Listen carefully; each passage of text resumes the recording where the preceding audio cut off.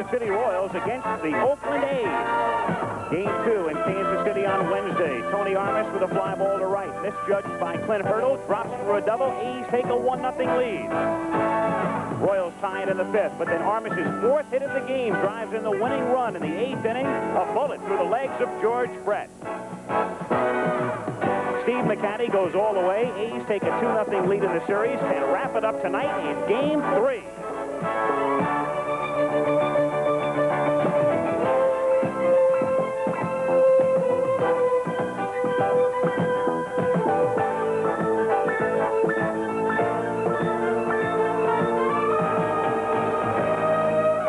Oakland Alameda Coliseum, a crowd of 35 to 40,000 expected here tonight for Game 3 of the American League Western Division Series. Ray Martin, manager of the Oakland A's. They look for a sweep. On the right, the starting pitcher Rick Langford for Oakland. Larry Gura for Kansas City. We'll be back in a minute. Kansas City batting order tonight, no changes. Wilson, White, and Brett. Akins, Otis, and McRae. Hurdle, Wathan, and Washington. Same lineup all 3 games for Dick Hauser's Kansas City Royals. Rick Langford has completed his warm-up pitches, and we're ready to get things underway at Oakland with Willie Wilson to lead things off. Wilson 2 for 9 in the 2 games. The switch hitter with a lot of speed. And here we go. Looks at a strike. 0-1 the count. Clutch in on the grass at third. Natural surface here in Oakland as opposed to the artificial surface in Kansas City. Fouled away. But of course we have to bring up at the outset, Jim, is that this game is being played in the twilight, of obvious benefit to the pitchers. Exactly, and Rick Langford's not overpowering, but he's a fine pitcher. 18 complete games this year, ERA just under 3, 2.99, and he's not overpowering at all. All he does is throw some sliders. He has a slow curveball. He turns his fastball over. You won't see him throw a fastball the same speed all afternoon, or twilight, or evening, at least early evening. Wilson taking inside, and the count 2 balls and 2 strikes. Outfield bathed in sunlight. And talking about the outfield, the most difficult field will be right field. The sun's almost directly in Tony Armas's eyes out there. Langford with the count 2 balls and 2 strikes. Still coming in. It's rush hour, of course, here in the Bay Area. They expect 35 to 40,000 for Game 3. Wilson fouling it away, and the count remains 2 balls and 2 strikes. Here's a look, and you can see exactly where the shadows are. That strip of sunlight right now between home plate and the pitcher's mound, and the sun field, as Jim pointed out, right field. Manned tonight by Armas and Hurdle. Bouncing ball foul outside first, and the count holds to 2-2.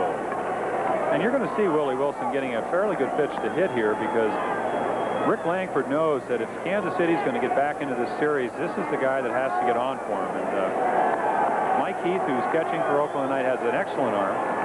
Langford has a tricky move to first base, not exceptional, but varies his time as far as getting rid of the ball. 2-2 pitch, and right back to Langford for the out. That's the way things have been going for Kansas City. You could almost see the frustration written on the face of Willie Wilson. Hit it right on the money, but right into Langford's glove. Well, it's a high breaking ball, and Willie hits it hard, but Langford, I think, went 232 times without an error. He did make an error from April of 1977 till October of 1980. So, as any good pitcher, he feels his position well.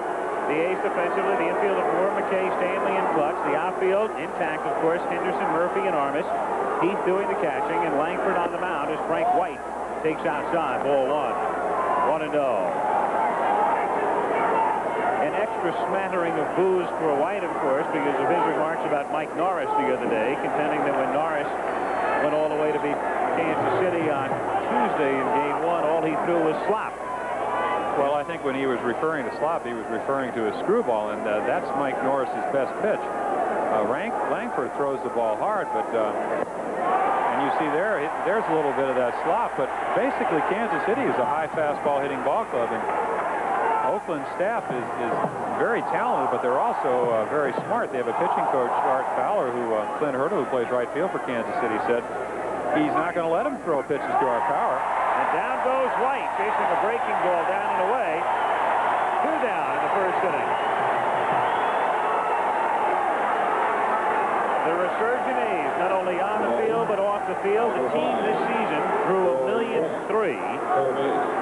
And even with the strike figuring in and costing Oakland about 1/3 of its home dates, that was a new Oakland all-time attendance record. George Brett, just 1 hit in 8 trips in this series, and as we detailed at the outset, all of the Royals' hits in the 2 games thus far have been singles. Swift foul, 0-1. If you're wondering if Kansas City is loose or tight or just what, put it this way. After they worked out here yesterday, the team got on the bus to go back to the hotel, which is not far. And Brett drove the bus back to the hotel. Well, he just wanted to do something right. He probably knew where the Edgewater Hyatt House was. No, they were fairly loose. And I mean, this is a club that has a lot of character. They've been in 5 out of 6 playoffs. Good change as Brett way out in front. I would think, Jim, for a hitter, as you look at Dick Hauser, it's tougher to face somebody changing speeds in the twilight than an overpowering pitcher like Ryan. Well, exactly. The ball looks a lot grayer, and you can't pick up the spin. And also in this twilight, you have a sunny area between the hitter and the pitcher. That's ball away. 1 ball, 2 strikes to count. But, you know, George Brett knows Rick Langford, and he's not going up there looking for a fastball in the middle of the plate, because if Rick Langford throws that type of pitch, he's going to get hit hard. Brett hits it sharply on the ground right to Moore, juggles, recovers, looks to Langford. 3 up and 3 down for Kansas City in the top of the inning after a half. It's the Royals nothing, and the A's coming up. At Oakland, no score going to the bottom of the first inning. Here's the A's lineup with Henderson leading off, Murphy hitting second, Cliff Johnson the DH, Armas 4 for 4 in game 2 in right. Mickey Klutz at third, the rookie Kelvin Moore at first, Mike Heath who caught game 1, batting 7th, Dave McKay at second, and in the alternating situation with Rob Piccolo and Fred Stanley who gets to start tonight at shortstop. The Royals infield, Akins, White, Washington, and Brett. The outfield of Wilson, Otis, and Hurdle with Watson back of the plate. And on the mound, Larry Gura, a man with a lot of playoff experience and a man not likely to be... Larry Gura. I spoke with him yesterday at the workout. With the type of stuff you have, do you feel it's an advantage to work in the twilight? I think it is. Any pitcher likes to work in the twilight because it's hard for the hitter to see the ball, and plus mixing the pitches up and varying the speeds on them, hopefully keep them off guard. Larry Gura, his mark on the season. Gura had a sensational second half to the year. After the strike, his earned run average was 1.25. Pre-strike, 4.20. He must have worked hard during the strike. Excellent pitcher, and he does what all good pitchers do. He keeps the ball out of the center of the plate. He has a pretty good curveball, fastball. He'll move it away, move it in, and he has an excellent screwball, or what they call in baseball vernacular is a scrooging. And he'll throw that basically to the right-handed hitters. It'll drop away from him. Get a lot of ground balls from that type of pitcher. Ricky Henderson to lead things off for Oakland. Henderson, Murphy, and Johnson at the bottom of the inning as Ricky takes high. Henderson has drawn a blank in this series. He is 0 for 9. And the Royals, figuring if Henderson went 0 for 9 in the first 2 games, they should be in pretty good shape. That's anything but the case right now. 1-1. They've done a good job keeping Ricky off the bases, but... Well, he's helped him, too. He normally makes you throw a lot of pitches. He wants you to get the count to 2-2, 3-2, and he's been swinging a lot of first balls. They've been making good pitches on him, and he hasn't hit the ball particularly hard in this series. 2-1 the count. In fact, they were kidding with him that he's doing everything that he didn't do during the season. And when you hit 319 and you're up there and runs scored and base on balls, and you can steal a lot of bases, which he can, for him to help this club, he's got to get on base, and he's got to make the pitcher throw a lot of pitches. You saw Ricky Henderson's mom looking on as Henderson takes outside for ball 3. 3-1 the count. And behind the plate, we have an umpire, Steve Palermo, who both of these pitchers are control pitchers, will make you throw strikes. You don't get the ball off the corner. When he calls a strike, it's usually a good pitch. Henderson is aboard. So Ricky reaching for the first time in the series. and the man who led the American League in stolen bases with 56 this season. Number 21. Aboard with nobody on, and Wayne Murphy, the batter. Murphy with 2 hits in each of the first 2 games. That's not Keith Drumright. That is Wayne Murphy standing in here, who hit .251 during the regular season with 15 home runs and 60 runs batted in. I doubt if we'll see Henderson running until at least they get 1 out. Otherwise, they take away the advantage of having the first baseman holding Henderson on.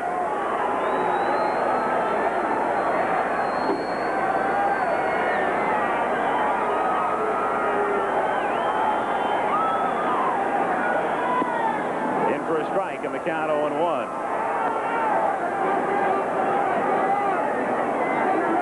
Figures on Wayne for all of 81. Only a .255 average, but keep in mind 15 game-winning hits, and that was tops in the American League. Yes, he's tough against all kinds of pitchers and hangs in very well against left-handers.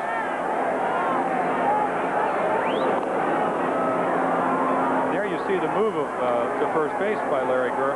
Not an exceptional move. It's not tricky. He doesn't have what you call a balk move where you think he's going home and then he comes to first, but he'll keep you honest and gets rid of the ball fairly quick. Lays off it and the pitch missing. Palermo, the plate umpire tonight, to set the others. Don Dinkinger is at first, Jim Evans at second, Jim McKean at third, George Maloney down the line in left, and Joe Brinkman working the line in right. No score. We're in the bottom of the first inning.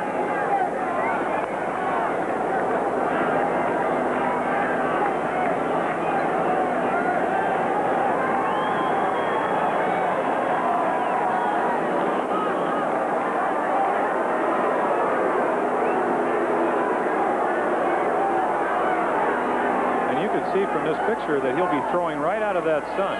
So it's got to be difficult to see. Henderson goes. Murphy lifts a fly ball to left field. Willie Wilson underneath it as Henderson gets back. 1 down. So Rickey still at first base, running on the pitch, and up comes Johnson. Left the DH. Played in Game 2. Keith Drumright was the designated hitter in Game 1. Johnson's marks on the season, second on the club in home runs to Armas.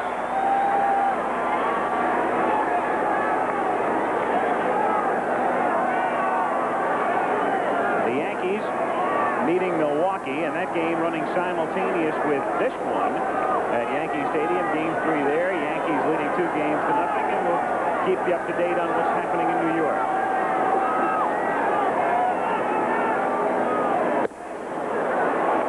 Want to know the count.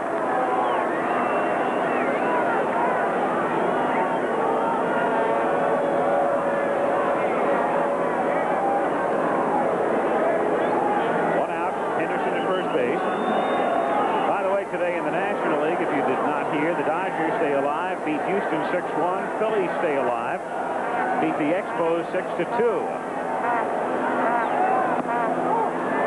1-1 the count. So in the National League Western Division Series, Houston leads 2 games to 1. In the Eastern Division Series, the Expos lead 2 games to 1. Yankees Milwaukee tonight, Game 3. And here in Oakland, Game 3, and a 4th and 5th game are necessary. They'd be played here tomorrow and Sunday.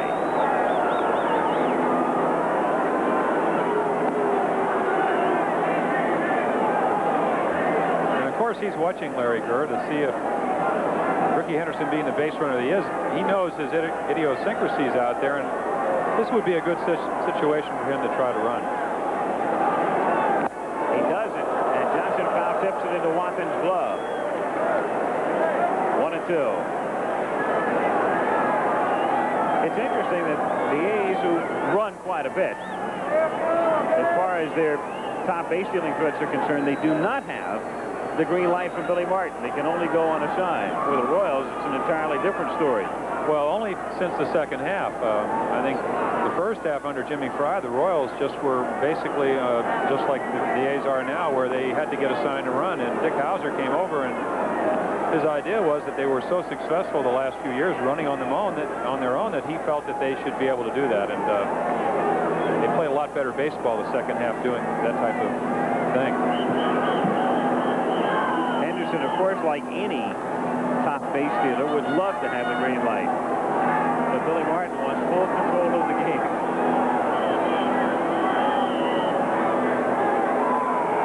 1-2 pitch is hit to deep left, but foul. Foul by plenty and well back out of play. Now holding a roar at Oakland, and it's been that way since the starting lineup was introduced about 10 minutes before we came on the air. There from our helicopter, the Coliseum in the round building in the background is the arena, which serves as the home of the Golden State Warriors of the National Basketball Association.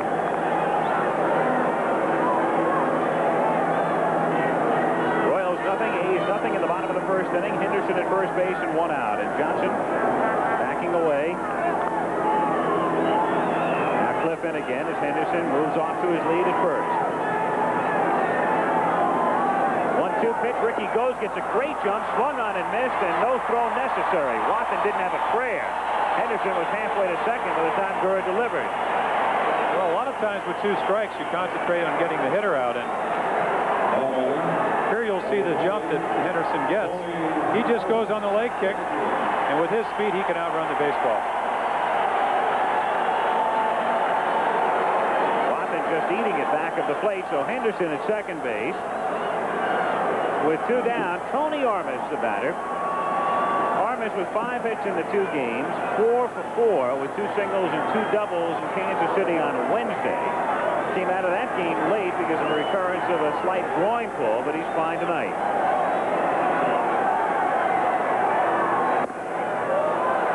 1-0. There you can see the high fastball of Tony Armas. If you're going to have a scouting report on Tony Armas, he can hit the mistake breaking ball anywhere. But if you're going to throw him fastballs, preferably up in the strike zone and on the inside part of the plate or just off the plate. And that's what Larry Gurr does. He'll come inside with the fastball and then try to get you out away. Hit in the air and fouled round back at first. Aiken giving chase, but it lands on top of the dugout. As you can see, there is an enormous amount of foul territory here in Oakland. That ball is probably 15 rows back in Kansas City, and that helps the pitcher, of course. As we look around the park, the dimensions, it's 330 down the lines. Now it's 372 in the alleys and 397 the straightaway center.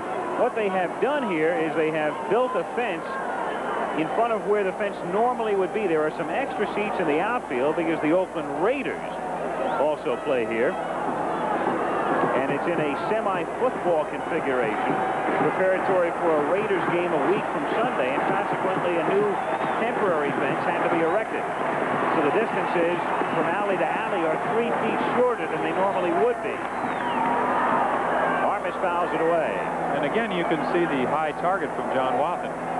Tony just likes the ball down in the strike zone. It doesn't mean he can't hit the high pitch if it's not thrown well.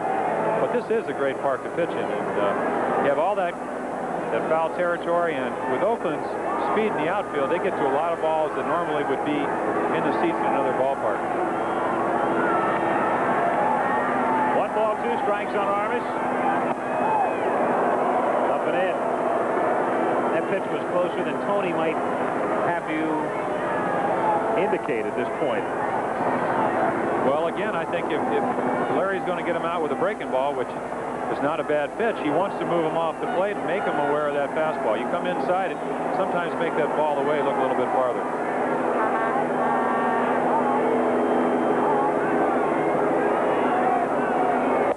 Up and away.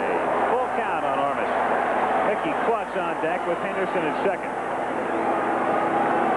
I think I'm sure Larry Gurr, like most good pitchers, is out there thinking, you know, if I don't get Armas out on my pitch, I'd rather get Mickey Klutz out. Because Tony Armas is the guy that can really hurt you with a long ball in this ball club. That was not what Mike Jones was thinking the other day, however, with first base open when Armas came up and drilled one through Brett's legs for the game-winning hit. 3-2 pitch, hit back through the middle, and White backhands, picks it up as Henderson comes home, and then his throw is offline. So Oakland takes the lead when White was able to stop it from going through. If he recovers cleanly and makes a good throw home, he probably gets him. But his throw was toward first base, and the A's take the lead. Well, here you just see a curveball. It's hit up the middle. This is why White wins all those Gold Gloves, knocks it down. I mean, this is a difficult play, has trouble. Ricky Henderson's going all the way. The throw is a little bit offline. I doubt if he would have had him anyway, but the play would have been close at the plate. But this is one thing, Al, that speed, I mean, you just can't defend speed. You try to do it, very difficult to defend. So Oakland on top 1-0, and Mickey Clutch is the batter. Clutch hitting it high in the air to left field. Wilson drifting back on it. And Willie puts it away to retire the side. But in the inning, the A's come up with a run, a hit, leave one, end of one, 1-0. Oakland will return to Oakland after this word from our local station. In Stadium this afternoon, Philadelphia winning at 6-2. The Expos committing 4 errors. Larry Christensen was the winner and Ray Burris the loser. So Montreal still on top in that series, 2-1, and the Dodgers stay alive at home, beating Houston 6-1. Bert Hooton beats Bob Knepper. Steve Garvey and Art Howe hit home runs, and the Astros lead that series 2-1. So as play began today, all the series 2-0. Both National League teams staying alive, and we'll find out about the Royals and the Brewers tonight. 1-0 Oakland, second inning. Willie Aikens the batter. Aikens, Otis, and McRae.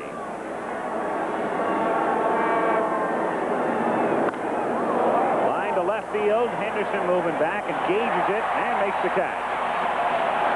Rick Langford has retired the first 4 men he has faced.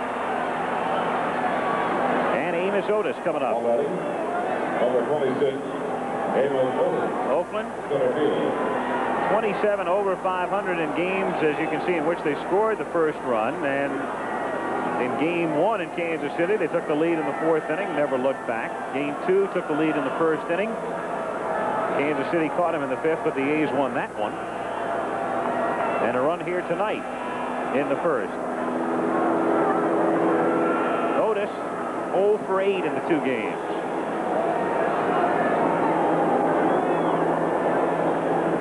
This is the kind of guy that's going to have to come through for you. He's going to have to get on base.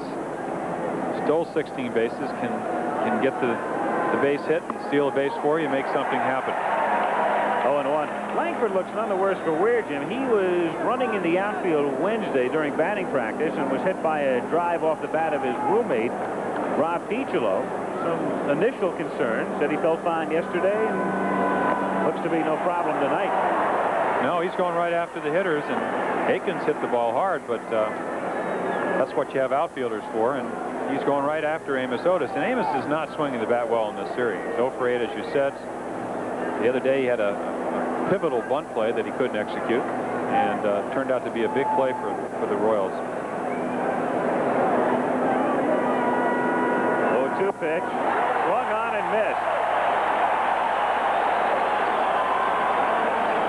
2 strikeouts for Langford. Perfect type of pitch really to throw 0-2. Don't give him anything good and get him to chase it. Well, exactly. It was a little bit out of the strike zone, and I've seen Amos Otis for years, and you think that you can consistently get him out with 1 pitch, and then you make a pretty good pitch, and he can hit the ball hard. He just doesn't seem to me that he's seeing the ball very well, and when hitters go into slumps, that's what they'll say. I'm not seeing the ball well. I can't pick it up out of the pitcher's hands.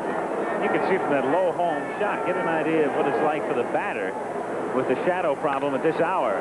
Off the leg of Langford, rolled down to Moore, but off the bag at first base, and McRae is on his way to second, and McKay has to eat it at the first baseline, so McRae pulls in at second, and they'll immediately rush out and check out Rick Langford.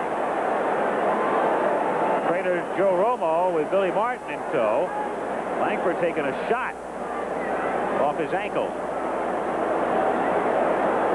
Well, Hal McRae hits the ball as well as anybody right back up the middle. That's why he hits for such a high average. Looks like a slider. You can't get to a ball that low and off your ankle. And this is probably one of the first breaks the Royals have had. And as it turns out, McRae has enough speed to get to second base. So an infield double for Hal McRae as Joe Romo, the Oakland trainer, freezing the area here. And this could be a key injury, mainly because it's the foot you push off with. Robert Hood. Robert Hood, please report to security section 126. Take another look here from center field. As McRae makes solid contact, whistles it back through the middle. And it's just a slider out over the plate. Hard to react on a ball. You really kind of want to get your foot out of the way, and it looks like Kelvin Moore is going to field the ball and just tag first base, hits the bag, and McRae's on second base. Langford will take some warm-up pitches. Even if a pitcher continues under such circumstances, Jim, what happens 2-3 innings down the line after a play like that? Well, I can go back to the 1970 playoffs.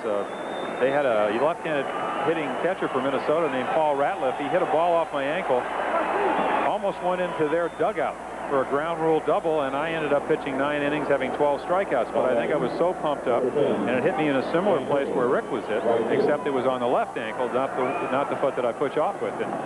Meanwhile, just in case, Tom Underwood throwing in the bullpen.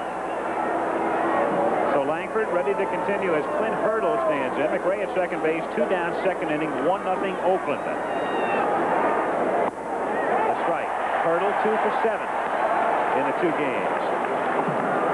For what you were saying, anytime you get hit with a line drive, they put the ethyl chloride on it. You don't really feel it, but as the game progresses, it does get a little bit tighter. In the dirt, Heath keeps it out in front, prevents the advance, and takes it off his bare hand. McRae holding at second. So the A's taking one off the ankle. Langford, one off the bare hand. Heath here, both shaking it off. Meanwhile, Hurdle, sore right shin, wearing some protection across that area as he stands in at the plate.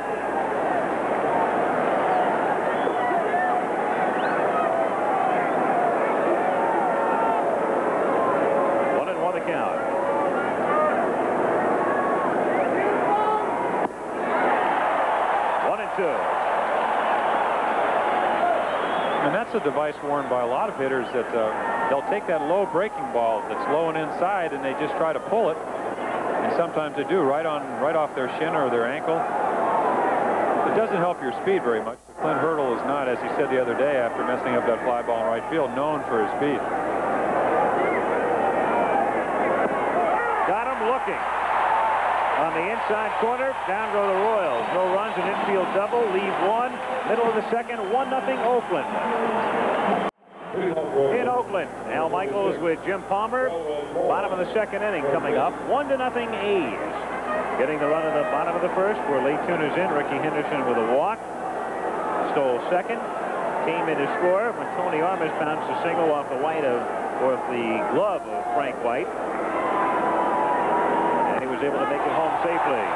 Moore driving on to center field. Amos Otis drifting back and has room to make the catch. So the rookie first baseman giving it a ride. And as we mentioned, that fence is 3 feet further in than it normally would be. Kelvin almost hitting it out. Well, Amos, ball doesn't usually carry very well here, but instead of getting back, just kind of lets the ball play him. But he is an excellent center fielder and makes the catch. That was a pitch right in Moore's power out over the plate, and he hit 31 home runs, so he has some power. 31 in the minors. Bouncing ball to third by Heath. Brett throws him out. So quickly, 2 down in the bottom of the second inning. And up comes Dave McKay. George Brett, remember that collision in Game 1 with Willie Wilson? Down the left field line in Kansas City, came out of that with a very sore hip. There was no question that he was still hurting in Game 2 on Wednesday, though they didn't make a big issue of it. And the off day, I think, helped him. Well, also playing on grass, I think, is easier for George because most of his errors are made by erratic throws. He doesn't play as deep here in Oakland as he would in Kansas City. On the turf, you maybe play 3 or 4 steps back, and the bad throw he made in the first game was on a throw that just was a little bit short. Has a strong arm, but just, like I said, sometimes a little bit erratic. 2 out, bases empty. Bottom of the second inning. A's looking for a sweep of the series on top 1-0. 1-0 on McKay, who has been Oakland's everyday second baseman for about 5 weeks now. And he homered off Larry Gurr on Sunday to win the ball game. Hit 4 during the regular season. Right. And on that particular pitch there, you saw a fastball he just took a little bit off of, kind of the screwball type, turned it over, and it goes away from the right-hander. And Larry Gurr has excellent control. Averaged under 2 walks a game this year. Both he and Rick Langford are going to throw a lot of strikes tonight. 2-1 the count.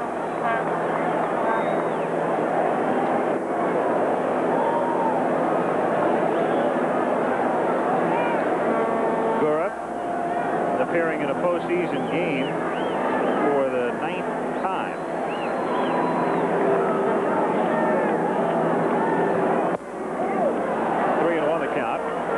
There was a celebrated incident a few years ago when Gurr pitched for the Yankees and Billy Martin took over. Billy losing faith in Gurr, according to Larry anyway. He was happy to get out of there. Well, he got traded in May, and I guess Billy had taken over the year before. He just didn't have a chance to pitch. You know, he's a fierce competitor, likes to be out on the mound, and obviously his feelings were hurt when he didn't have that opportunity. Dave McKay draws the walk, and so McKay goes to first with 2 down. And up comes Fred Stanley. Number 11, Fred Stanley. Fred Stanley 0 for 4 in Game 1. Rob Piccolo, the shortstop in Game 2. Throughout the season, Martin has played one man one day and the other man the next.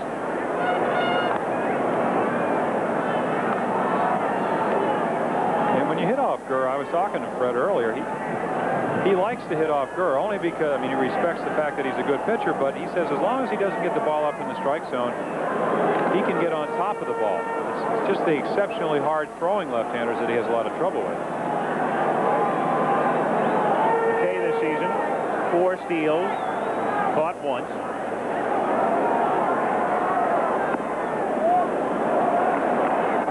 The count.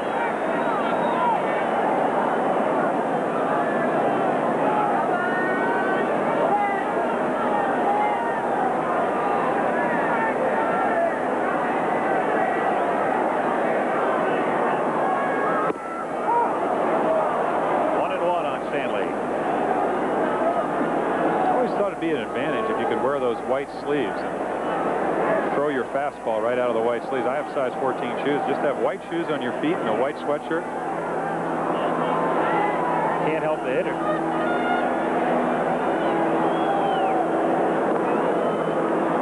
Again, you see the pickoff throw from Larry Gurr. Nothing fancy. He's just keeping McKay close. The thing you want to do over there is just not let him have a running lead.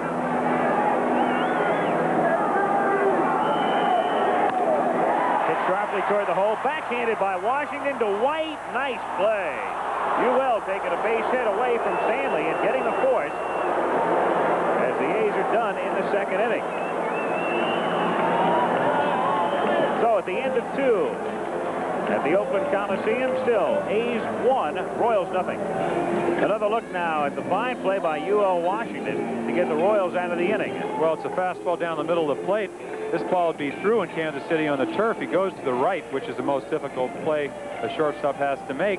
And the fact that Larry Gurr held the runner so close probably had a lot to do with UL Washington to be able to throw him out. Bang, bang play at second.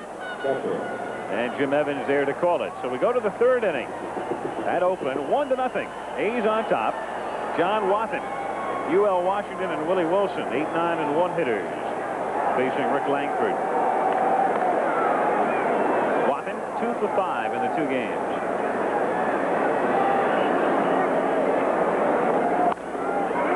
Langford takes it on a hop. One away.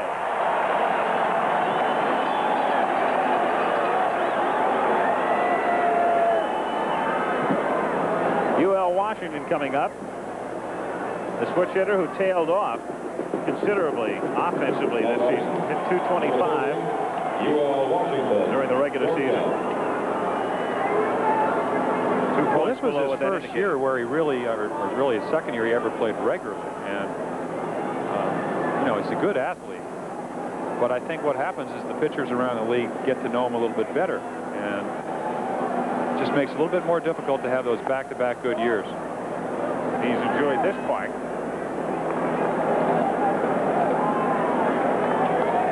But he can do a lot of things for you. He has excellent speed. He can steal a base. Doesn't have much power, but hits the ball all over the ballpark.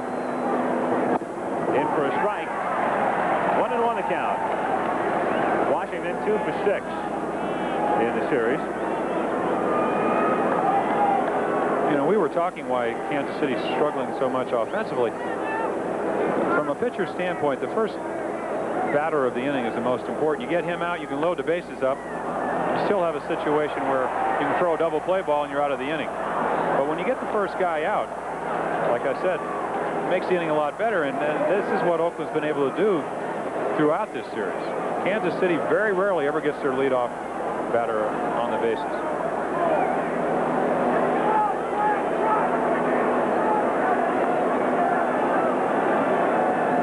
In the 18 innings thus far, or coming into today's game, the Royals had the leadoff man reach 7 times, and they have not done it tonight, so you can tack on 3 more innings to that total.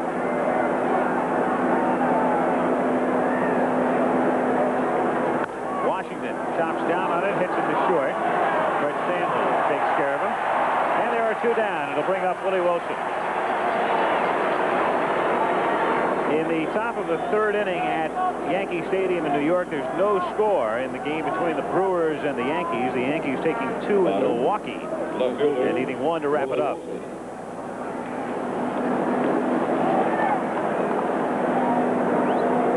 Willie Wilson lined out to Langford in the 1st inning.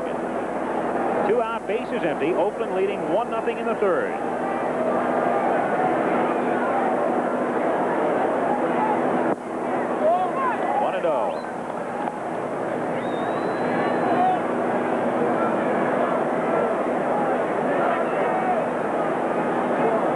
Hits Langford well. Been a tough night already for Mike Heath. He can afford to grin at least here. Well, he tried. And here's just a fastball he turns over, tails away, and he hits the top half of the ball right down on Mike Heath's foot. Again, like I said, that's why I never was a catcher. 1 off the hand, 1 off the foot already.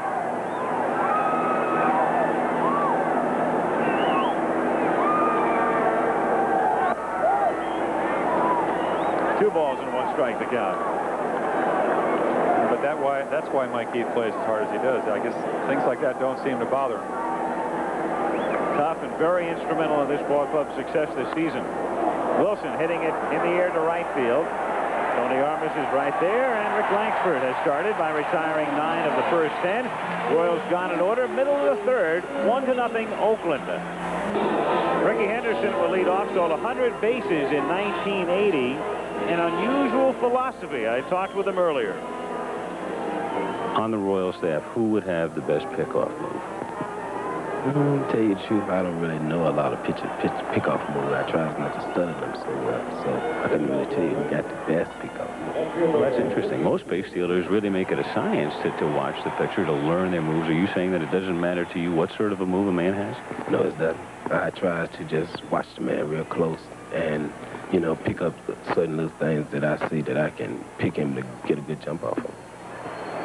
Huh. Not the way Brock and Wills used to do it. Well, he's still awfully young. Henderson looks at a strike. Just think how many bases he's going to steal when he learns how to do it. And when and if he gets the green light someday all the time. Well, he must have got the green light a few times last year to steal 100. I mean, 56 this year. Henderson drew a walk in the 1st inning. Base hit to left field. So Ricky, with his first hit in the Western Division Series, he stole 2nd in the 1st inning and then came in to score on the infield single. So his speed instrumental in the only scoring thus far tonight. And up comes Murphy. again, they have Henderson on, and a lot of things can happen. They have a lot of options now, and that's what you want as a manager. I'm sure Billy Martin realizes that now he can hit and run, he can bunt, he can use that right field hole for Murphy. Great opportunity to score. I know when your right-handed pitcher is out there, like myself, when Henderson gets on, he has a good chance of scoring. They pitch out, but Ricky's not moving.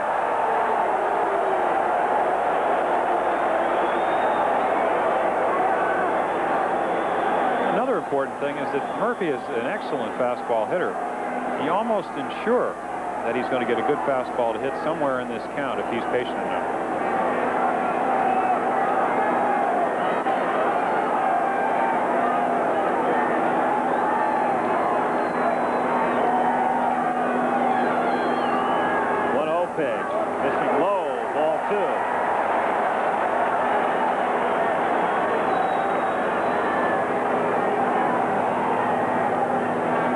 Believe that you're Larry Gurr now, Al. You got a guy on first base that stole 100 bases.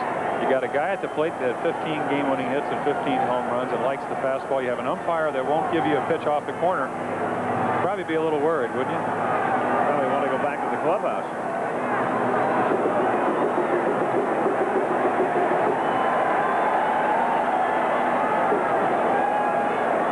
The count on Murphy.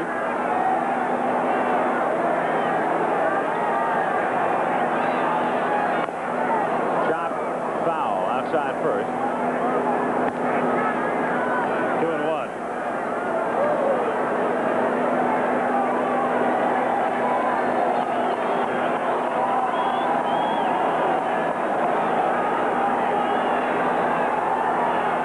Murphy checking with third base coach Clete Boyer.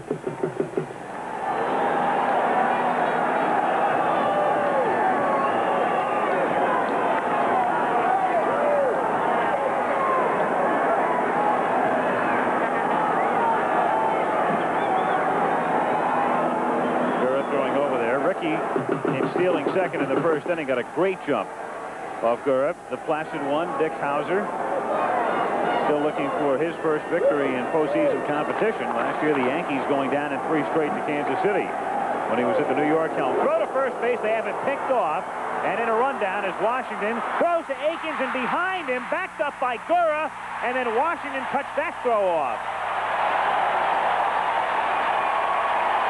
That was something that was happening to Henderson a lot in the first half of the season. He was getting picked off, and the Royals had him dead and couldn't execute. Well, he just goes on the move, and they try occasionally to outrun the throw to second, but Henderson realizes that he can't do that. It's just a bad throw from, I think, from UL Washington. There's the first move. Henderson's gone. Willie Akins makes a good throw. The throw coming back is low. Gets by him, and Kansas City's just not executing. You can't believe how many hours you work on rundowns in spring training. So Henderson at second base when they had him dead. Nobody out, and 2-1 the count on Murphy. And of course here, Dwayne would like to hit the ball to the right side and move Henderson along the third for Cliff Johnson, would have him on third base with only 1 out. Murphy bunting. White shoveling and throwing it by Akins as Henderson rounds third and comes in to score, and it's 2-0 Oakland. Not the most artistic drag bunt you'll ever see, but it gets the job done.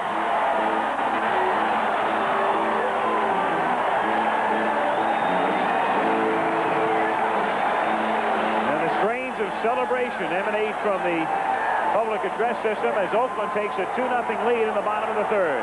Well, here's Kiney pops it up, but he happens to get it right in between everybody. Frank White, who comes in as fast as he can, makes a bad throw. Again, speed making him hurry. Ricky Henderson didn't run all the way, but when he saw the ball go by first base, and here you see the bad throw, Henderson's just about at third base now and keeps going to score. On the pickoff play, UL Washington gets an error. On that last play, Murphy gets a bunt single, and then White gets the error to allow Henderson to score from third.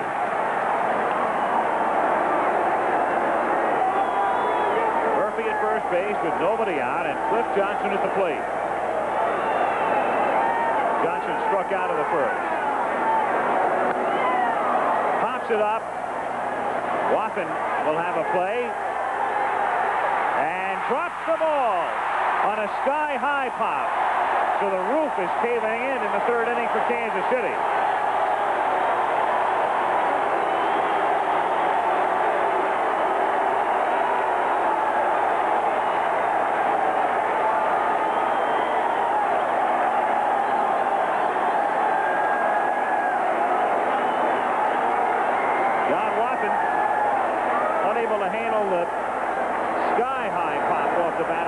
So Cliff stays alive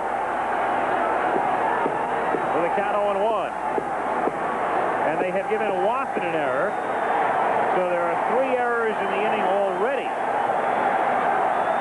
for the Royals. The A's have a run in, lead 2-0. Nobody out. The crowd alive. And the count 0-1 on Johnson.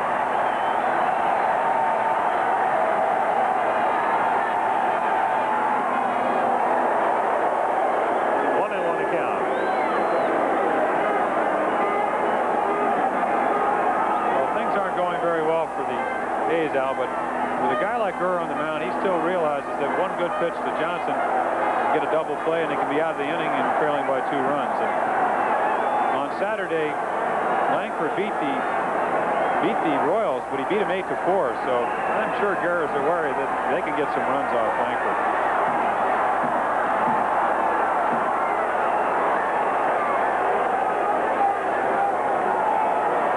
Murphy at first base. 1 ball, 1 strike on Johnson.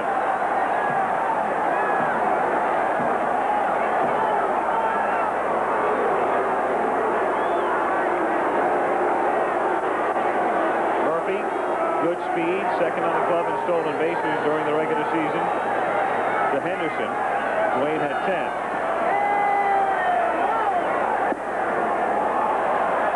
And there you see that little screwball. Excellent pitch if you get it down and away, and Cliff tries to pull it. Interesting thing about Kansas City is that during the season they only threw out 29% of the runners that try to steal. So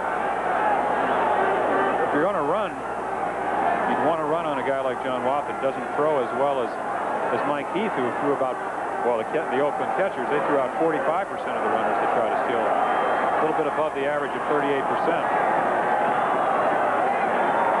2-1 pitch. Up and in, 3-1 with Tony Armas on deck. In the series thus far, the Royals have committed 7 errors. 3 of them coming here in the 3rd inning.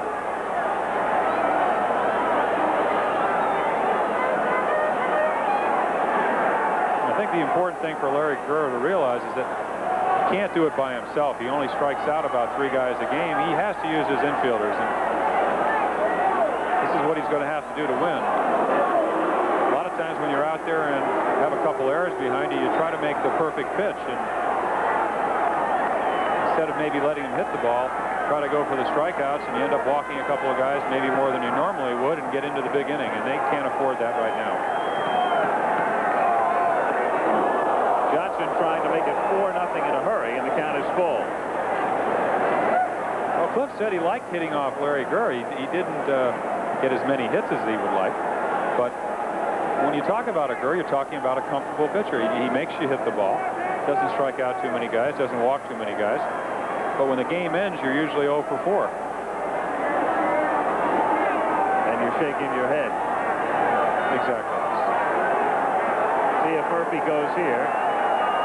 Gurr trying to get him to lean the other way, and Wayne gets back.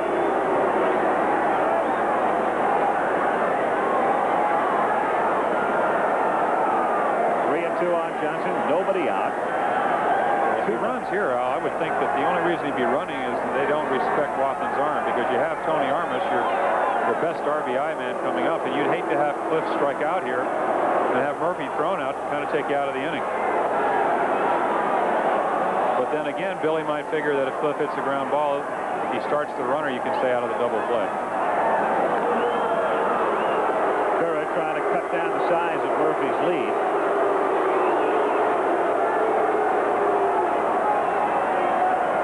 No doubt that the A's fans are in the game.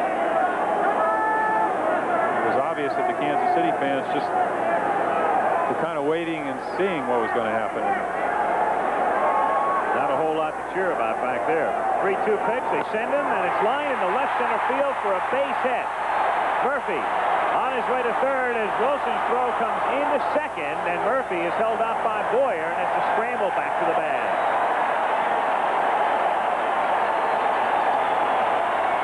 So the A's trying to break it open in the third inning, lead 2-0. First and third, nobody out.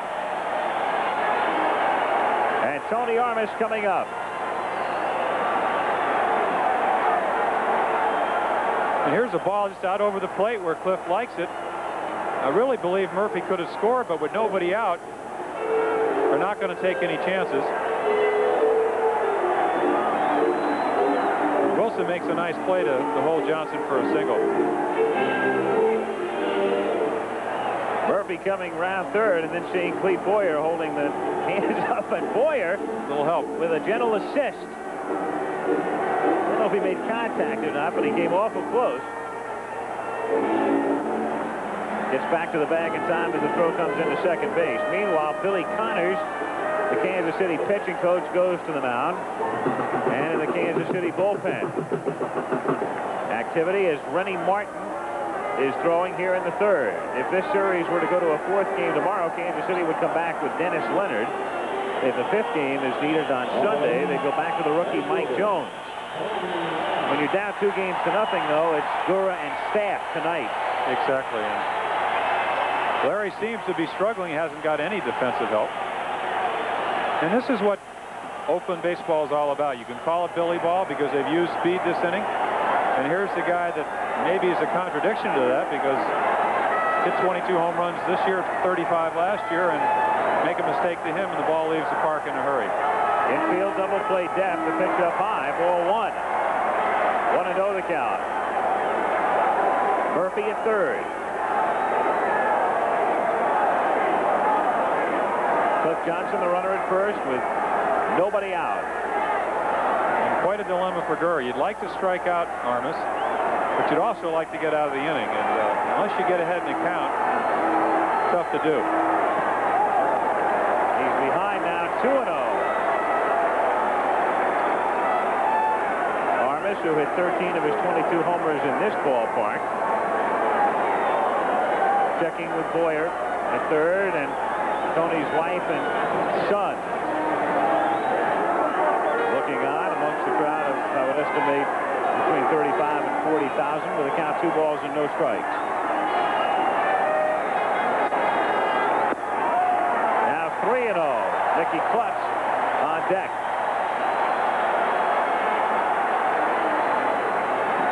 Well, this is not Larry Gurr at his best. He cannot pitch 3-0, 3-1, 3-2 like he's been doing. And, again, in defense of him, they just haven't helped him with the gloves, but he's going to get a lot of trouble when he runs the count to 3-0 and 3-1 against guys like Tony Armas and Cliff Johnson.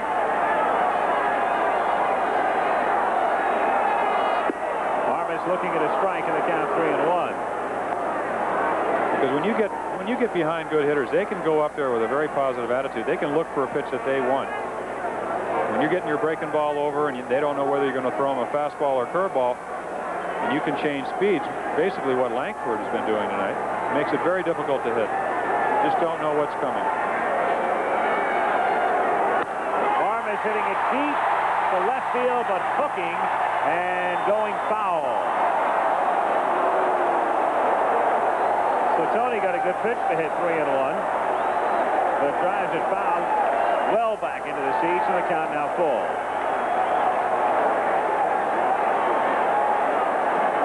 Well, he very much wanted to play today. I asked him how his groin pull was, and it's on the left side, which shouldn't bother him hitting that much, but he said, you know, this is too important of a game for me to miss, and I'm just going to try it. 3-2 the count. A throw to first base to drive Johnson back. In the Royals infield, back. They'll go for 2 and give up the run on a ground ball to the middle. Well, they'd just like to get out of this infield. Excuse me, this inning. And the way to do that, of course, is to get a double play right here. Inside, the bases are loaded.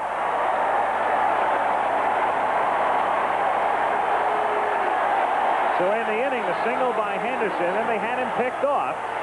But the low throw by UL Washington enabled Rickey to get to second. Murphy bunting for a base hit, and White shoveling it past Akins to allow Henderson to score. Remember, Johnson was given new life when Wathen couldn't handle the foul pop, and then he singled. Now the walk to Armas, and the batter is Mickey Klutz. Infield is up at first and third, and back at short and second.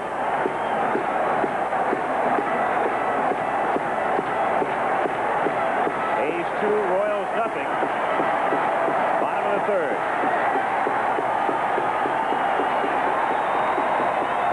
A strike to Klutz. Bases loaded with Murphy at third. Johnson at second. Armas at first. And at the plate, a man who came up only 48 times this season because he spent much of it on the disabled list and yet stroked 5 home runs. Well, Gurr would like to pop him up here or strike him out, and I would say a pop-up's more of a likelihood. 0-2 the count.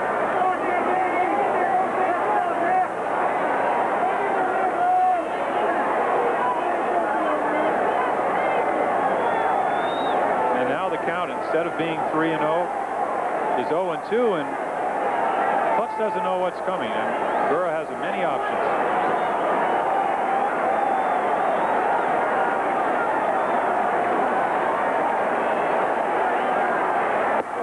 That's one option.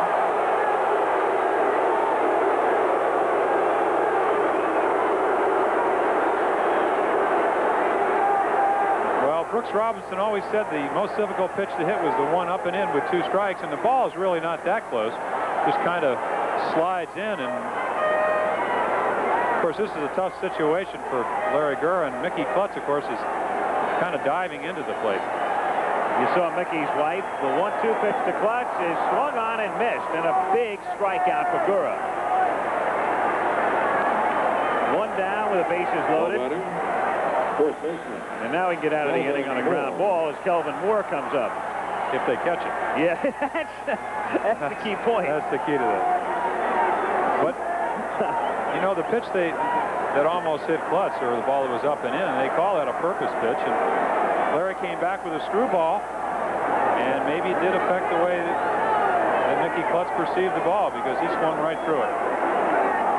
The rookie Kelvin Moore came up in late August. 0-1 the count. And Murphy at third. As we set the runners, Johnson at second, and around at first, Armas. And if you do come up in a bases-loaded situation, you want a guy that you can strike out. And Kelvin Morris is a strikeout type of hitter. He looks like he either goes for the home run or he strikes out. Has excellent speed, but earlier in the game, with nobody on, Gurr just threw him a fastball out over the plate, and he hit it deep to center field, but here he's in a situation where he can strike him out. He's a perfect man for this situation. Missing high, same pattern as with Klutz. Got ahead 0-2, wasted one. 1-2 with Moore now with Heath on deck. And you'll probably see him come back with a breaking ball, because he's not as good a hitter hitting the breaking ball as he is the fastball. Comes back with a fastball here, missing away.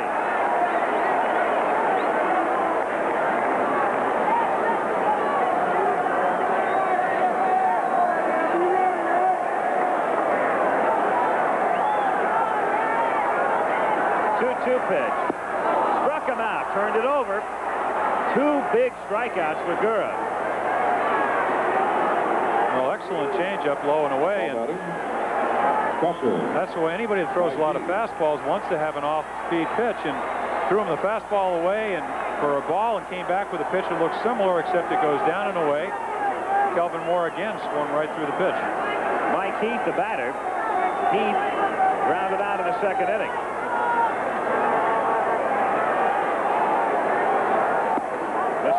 Gurr, in essence, Jim, in my estimation right now, just single-handedly trying to keep Kansas City in the playoffs, because a big inning for Oakland. And well, he gambled.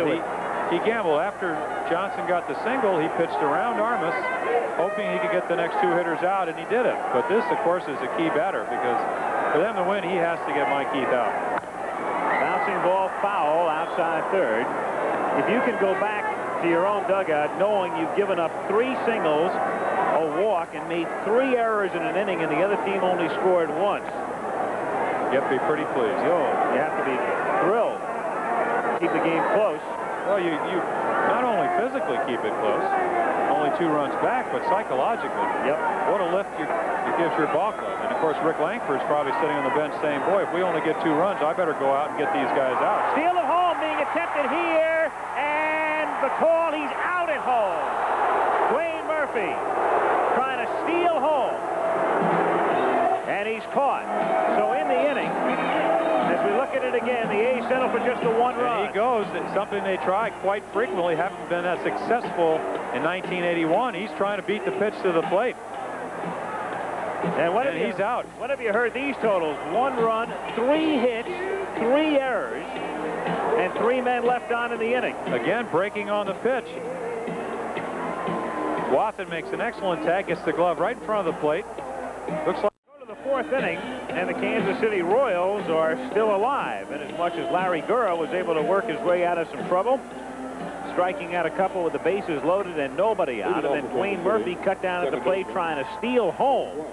It's 2-0 Oakland as we go to the 4th. And we have the 2nd, 3rd, 4th hitters up. Kansas City's going to get something going.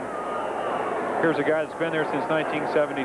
He's been in all their playoff championships. White looking at a strike. 0-1. 1 hit thus far for the Royals. That's a line drive by McRae back off Langford's ankle. Loop into left center field, and White is aboard with a base hit. I think that's an essential point that you made, Jim, in the bottom of the 3rd inning in regard to the fact that if they could get out of that last inning, just giving up the 1 run, it gives you a lift. It has to, even though you're still in the game. It certainly does. And as I said, I know as a pitcher, when your club, the other club does something like that, you want to come out and get the first hitter out. And, you know, White didn't hit the ball very well, but this is one of the few situations where they've had Brett up, a man on. You have the runner being held at first base. You have the hole for George. You have the meat of your lineup coming up. And also you have the 2nd time around. And the 2nd time around for a pitcher sometimes can be very difficult. The first time up, they don't know what you're throwing. They don't know how well you're throwing. They don't know what, they know what he throws, but they don't know if he has a good curveball. You can see the middle of the Kansas City order and the frustration they've gone through thus far. And Langford in arrears now, 2-0 to Brett. And this is not a very good idea either, because George likes to hit behind in the count. When he's hitting well, he's patient. He's going to get a pitch that he can handle. Pops it up, back of 3rd, and Mickey Klutz is there. Now Stanley comes over, and it's Stanley making the catch.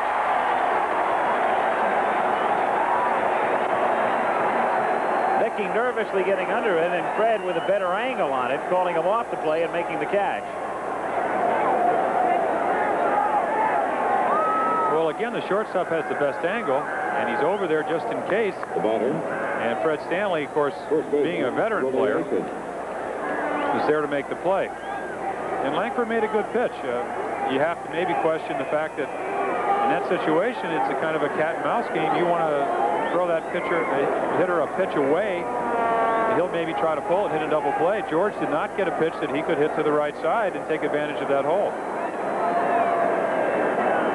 Langford taking care of Brett, who is now 1 for 10 in the series. Willie Aikens, the batter, fly to left in the 2nd inning.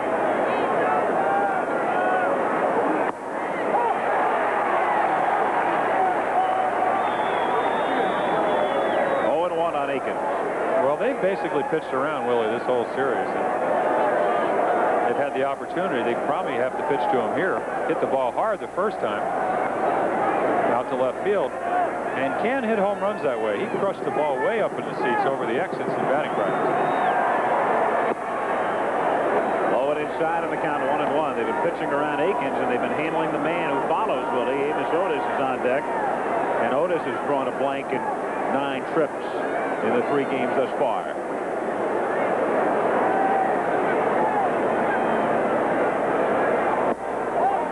The count. Amos Otis waiting next. Again, the frustration in the middle of that order. pitching around Akins. Otis not having a good series. And McRae with just 1 hit in the 3 games. 3-1 now. White at first base, held on by Kelvin Moore with 1 down in the 4th inning. Light starting to take effect now. No more shadow problem. Considerably easier for the hitters. Full count.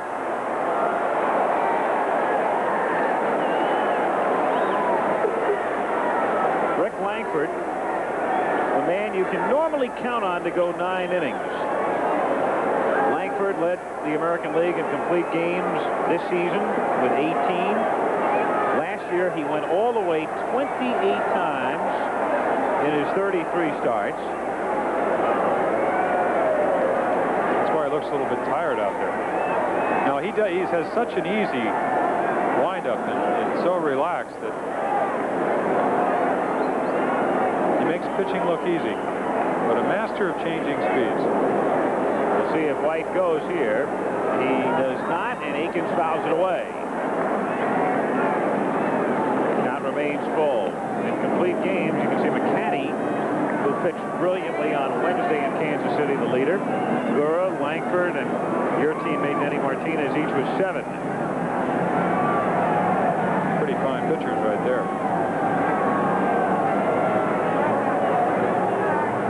3-2 pitch. Akins fouling it away again.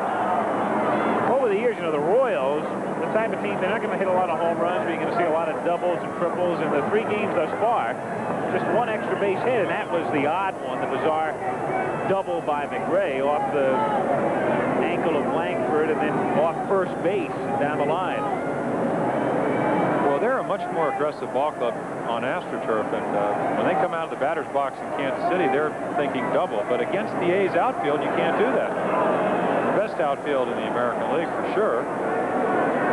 Can't really make an honest assessment of the National League. 3-2 to Akins is lined into right field for a base hit. White, round second, takes a glance back at Armas, who has a great arm. The throw is there, but too late. Willie Akins, after fouling off a couple, 3-2, drilling one to right field, and the Royals with runners at first and third, and Otis coming up. It's just a 3-2 curveball. Willie hits it hard. White is running on the play, and here you see Armas's arm. Didn't exactly hit the cutoff man, but Willie Akins is not much of a threat to take the extra base. And here's Frank White, excellent speed, going all the way. And Armas makes it relatively close. So the Royals runners at first and third with 1 down, and Amos Otis, 0 for 9 in the 3 games, struck out in the 2nd inning.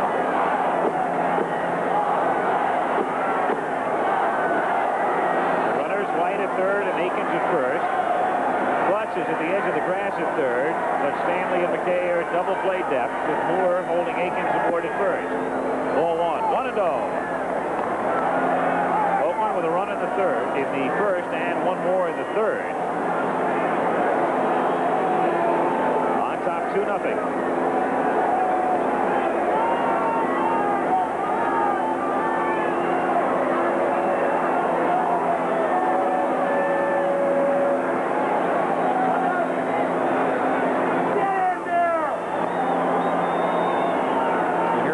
Who runs exceptionally well. It's going to have to hit the ball hard for the A's to turn 2.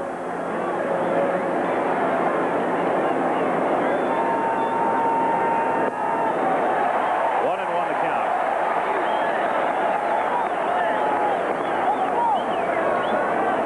Excellent slider by Langford.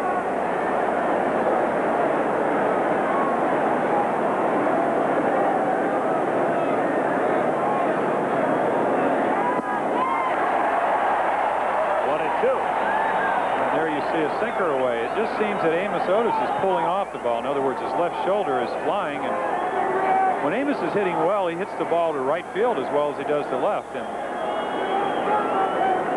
he's obviously slumping for being 0 for 9, but can't be seeing the ball very well.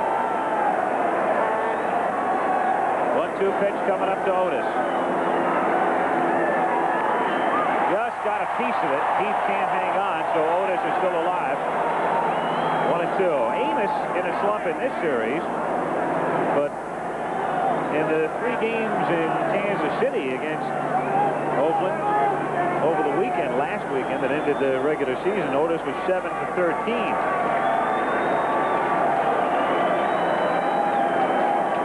So the A's couldn't get him out Friday, Saturday, and Sunday, but they've taken care of him Tuesday, Wednesday, and tonight.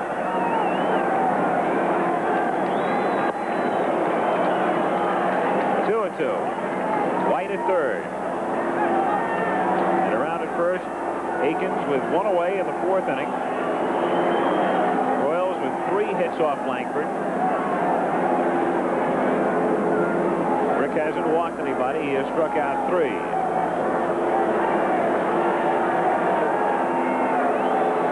2-2 pitch. Reaches out, hits it down to Stanley. Shovels to McKay for 1. Back to first, not in time, and the Royals get a run.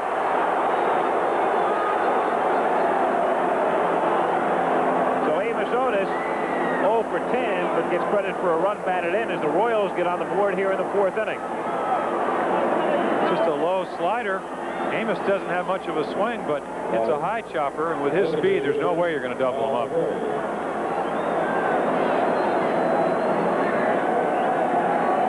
Just a routine, really, force. McKay takes a shot. Fairly close. 2 down, Otis now at first base. A's ahead 2-1. Al McRae, the batter. McRae lining it off at Langford's ankle in the 2nd inning. Then the ball hitting first base, rolling down the line. Wound up with a double. High for a ball. 1-0 the count.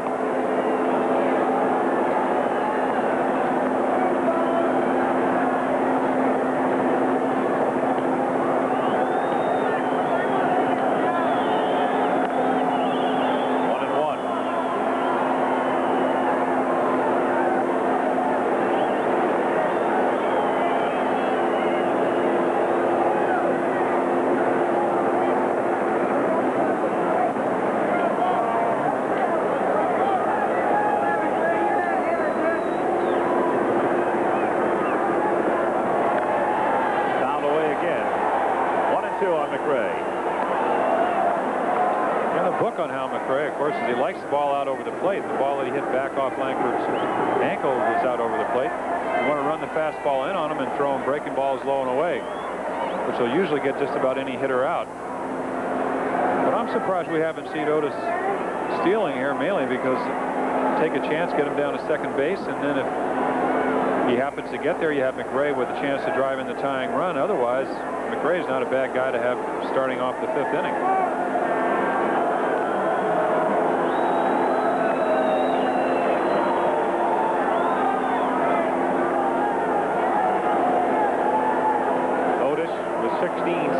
During the regular season. Bluffs going. And the pitch up high. 2-2.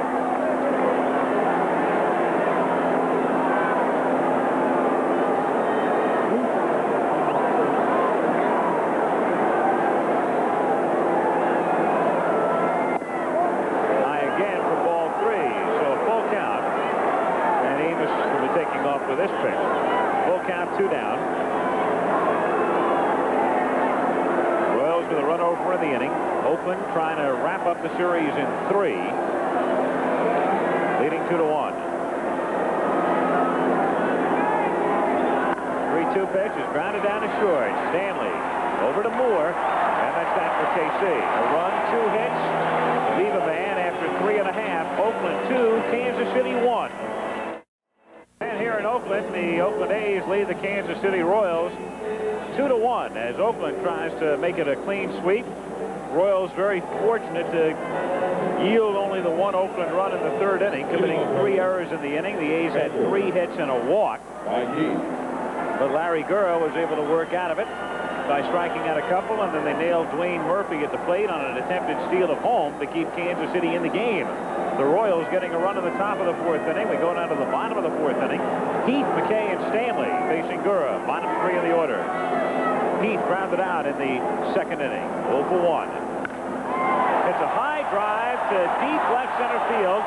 Otis is going back and reaches up to make the play. So Otis twice now has been driven to the barrier in left center. Very difficult to hit a home run here at night. The ball just kind of getting in the middle of the warning track.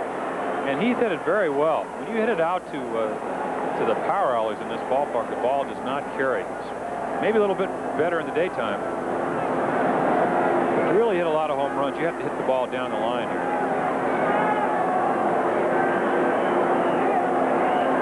Dave McKay, the batter, walked in the 2nd inning. 1-0 the count. I wouldn't be surprised to see Larry Gura settle down now or start pitching the way he can, which is to move the ball and get the ball down in the strike zone. A lot of his pitches have been up so far. 2-0 the count. McKay 2 for 8 in the series.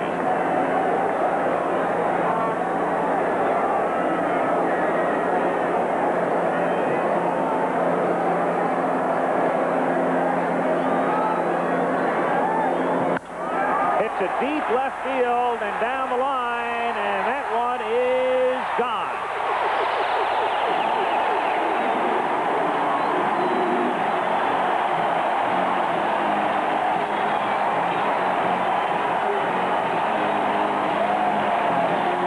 The Coliseum rocking in Oakland.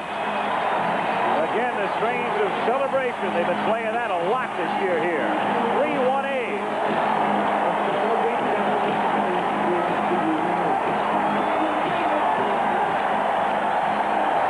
The other day, McKay with 4 homers during the regular season, all of them no-doubters, and this along those same lines. Well, here's the 2-0 fastball.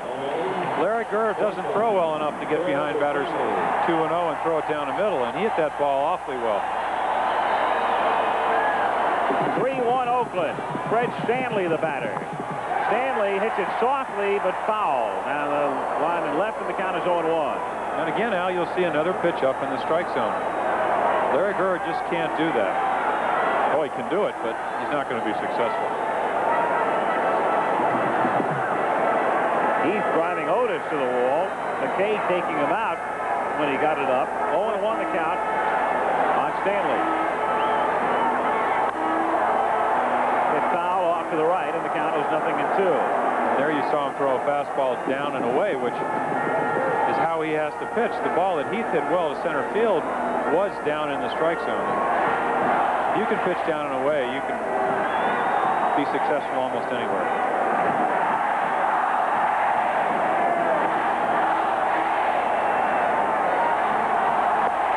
Stanley checking in time. Delapille won't get the call.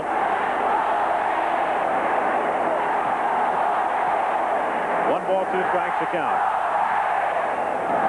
Chant of "Let's go A's," provoked by Crazy George, the unofficial team cheerleader. 2-2 the count. There he is.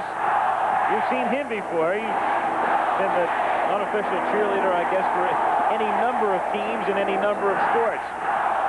Began his career, so to speak, in soccer with the San Jose Earthquakes. Stanley hits it high in the air to deep left center field. Willie Wilson goes back and makes the catch. We've had about 750 feet worth of outs, and then the booming home run by McKay. And Wilson, I think, was hit by something that was probably thrown out of the stands with that chain link fence. George is asking Larry if he knows how to throw a sinker. Again, that was another high fastball, and of course Fred Stanley is not a home run hitter. So 2 down, you can see Wilson in left field. Willie just now moving back to his position in left. Obviously, something came either over the top or through the chain link fence at him as he made the play.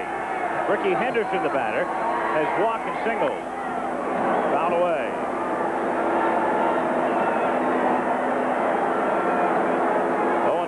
Wilson. Wilson, you can see the dampness on the back of his uniform. Somebody probably threw a drink out at him.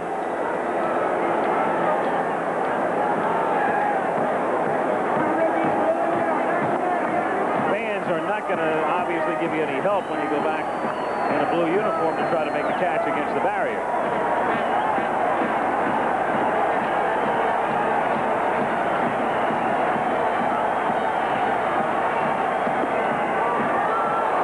On Henderson.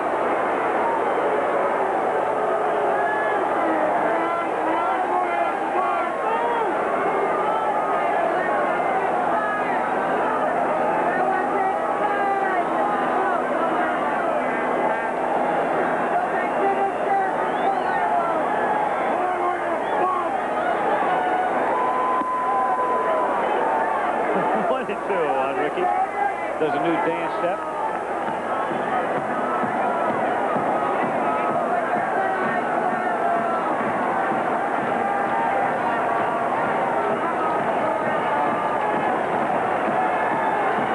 Bases empty. A's leading 3-1. Bottom of the fourth inning.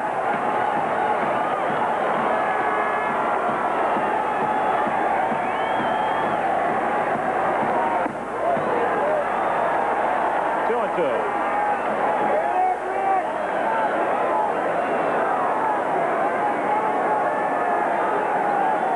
Cliff Johnson was talking to Ricky Henderson, and as we said earlier, he was 0 for 9.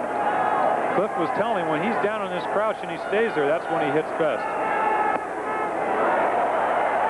And he's kind of been coming up with a pitch, and Cliff felt that that was the reason he has not been hitting the ball as well as he can.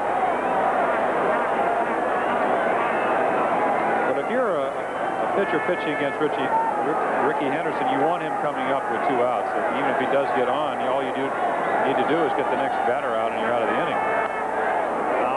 Count remains full on Henderson.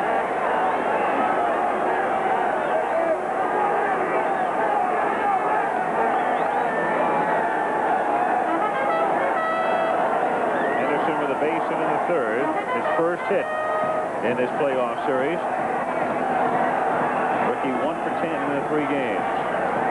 And he should get a fairly good pitch to hit here because I'm sure Larry Gurr wants him to hit the ball. To center field. Otis charging in, but has to play it on a hop. So Henderson, who had drawn a blank in games 1 and 2, has walked tonight and singled twice. And that's the 6th hit off Larry Gurr. Now we'll get some action down in the Kansas City bullpen. It looks like Rennie Martin. Again, Dwayne Murphy will be the batter. Gurr has not been a mystery in this inning. He's driving Otis to the fence. The homer by McKay. The drive by Stanley as you look at Martin in the bullpen. Henderson with a base hit. And Dwayne Murphy, 1 for 2. Coming up. Watson perhaps buying some time out at the mound, and the plate umpire Steve Palermo with a new ball for Gurr. Larry working very deliberately. That's a sign of a poised veteran pitcher. You have a tendency when you're rattled to work as fast as you really can, and a lot of times that's why a catcher will come out to kind of slow you down, so maybe you'll take your time and get some rhythm back and think about what you're doing. Token throw to first base. Henderson stole second in the first inning. Then in the third, they had him picked off, but the Royals couldn't execute.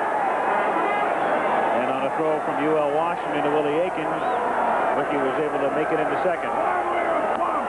Foul back by Murphy, and the count is 0-1.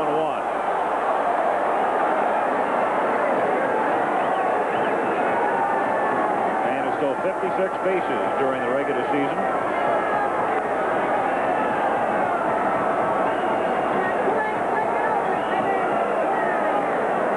The other day that he was two times. A lot of those were on plays similar to what happened in the third inning, and they were able to throw him out, trapping him between first and second and executing. I think the pitchers in the American League were much more aware of him as a base runner this year than they were last year. Of course, last year kind of being a rookie year for him, where he played regularly. Ricky coming out of nowhere to set the American League record. 0-1 on Murphy. Drilled into right field, base hit.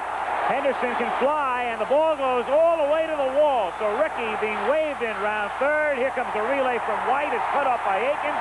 Murphy beats the throw from Willie to third. It's 4-1.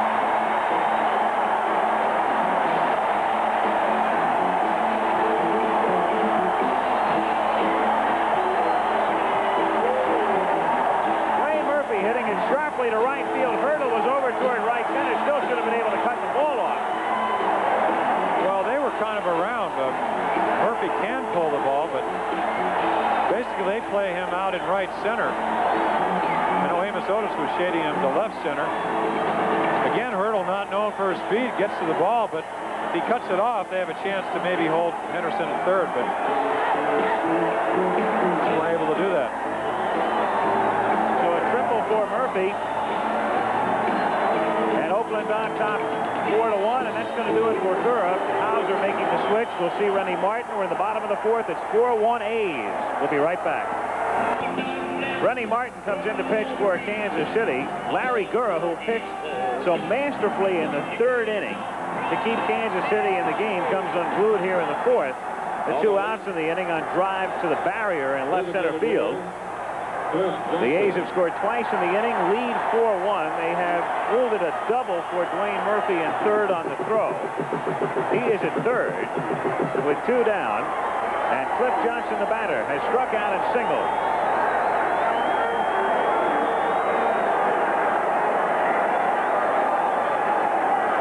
Four runs, 7 hits for the A's, a run, 3 hits, and 3 errors for the Royals. Strike to Johnson, 0-1. There you see Rennie Martin's excellent curveball. Of course, Cliff Johnson's not a piece of cake for right-handed pitchers. I know he played against myself many times. You know, a lot of the other right-handers on our ball club. Probably why he hit 17 home runs, had the opportunity to play against pitchers from both sides.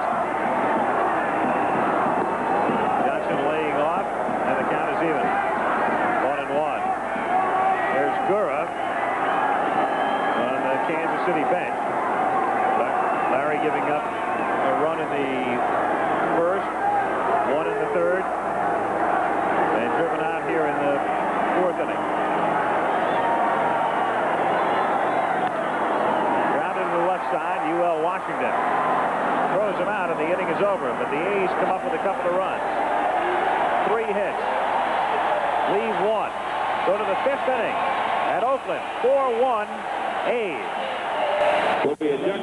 Back in Oakland for the American League Western Division Series. Game 3. The A's on top 4-1 as they try to sweep it at New York. The Yankees are leading Milwaukee 1-0 in the bottom of the 6th inning. The Yankees trying to sweep that series. Earlier today, the Dodgers stayed alive as they defeated the Houston Astros 6-1. Houston now leading in that series 2-1. Philadelphia stays alive as they beat Montreal 6-2 at Veterans Stadium, with Montreal leading in that series 2-1. Clint Hurdle will lead things off for Kansas City as we go to the 5th inning. It'll be Hurdle, Watson, and Washington.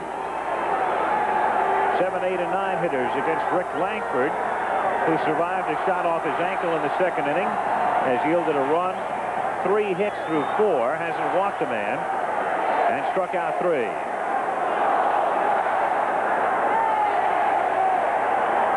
Hurdle struck out in the 2nd inning. Blew it by him, 0-1.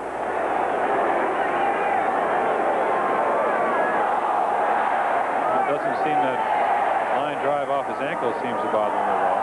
Not at all. 1-1. Is that something, though, that occasionally does stiffen up on you as the innings go on? Yes, but normally it either hurts so much you can't pitch or you're able to get through the ball game. Line to right field for a base hit as Armas gets it back in. Clint Hurdle delivers his 3rd hit in this series. The Royals are the leadoff man on for the 2nd inning in a row, and up comes John Wathan. But again, Hal, they did score 4 runs off Langford on Saturday night, so they're not out of this ball game. They get some good pitching from Martin or whoever comes in here. They're capable of putting some runs on the board. They're the kind of club that's going to run when they're behind. Maybe not with Clint Hurdle, but they will hit and run. John Wathan's the type of guy that'll do that.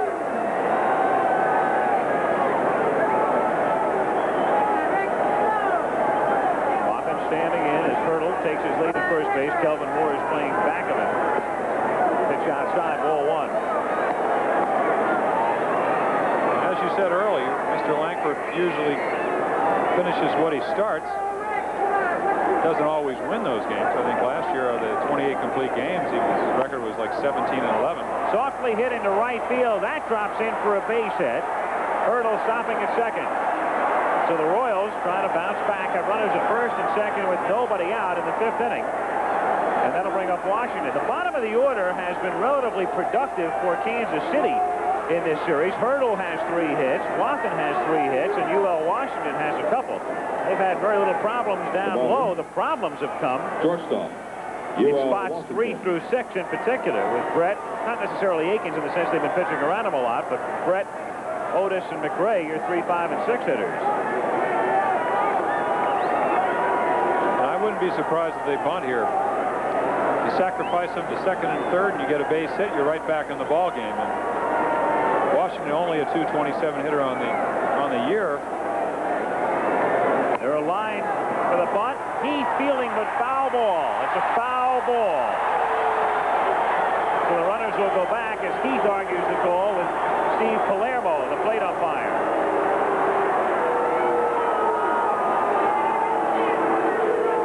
Mild protest.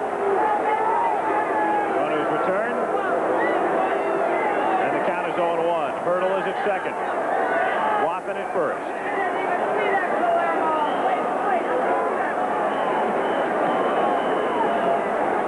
A's bullpen getting busy for the first time tonight.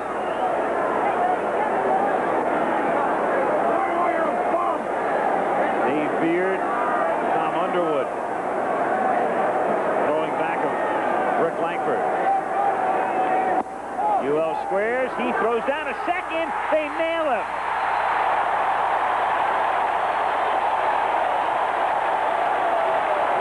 That is the last thing in the world the Royals needed at this point. Well, there you saw Mike Heath's strong throwing arm. Perfect throw. Probably one of the toughest plays for a base runner. He didn't really bunt through the ball, but you're trying to get to 3rd, get a good jump, and perfect throw.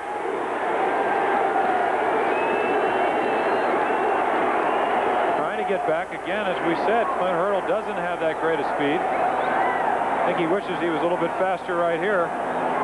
Perfect throw, nice tag. Take you right out of an inning. 1-1 pitch is up and in. 2-1 the count.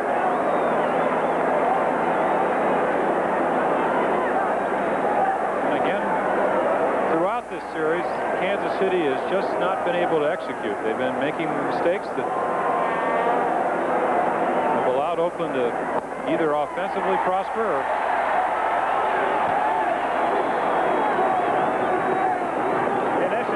sleepwalking their way through this series. 2-2 the count.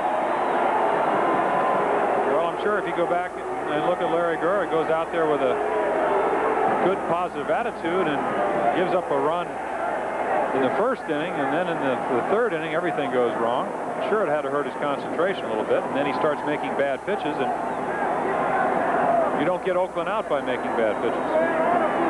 2-2 pitch coming up is inside for ball 3. So the count is full. 3-2 on UL Washington. 1 out, 5th inning. A's leading 4-1.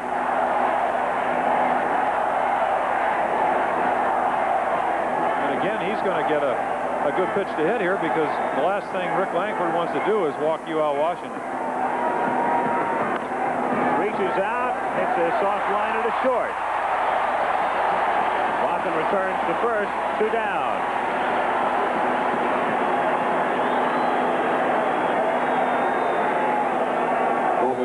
Just a fastball that runs away, not too good a swing. And right off the end of the bat, right to Fred Stanley. 2 down, and Willie Wilson coming up has lined out, flied out. 2 for 11 in the series. Somebody blowing taps. Maybe a little early for that.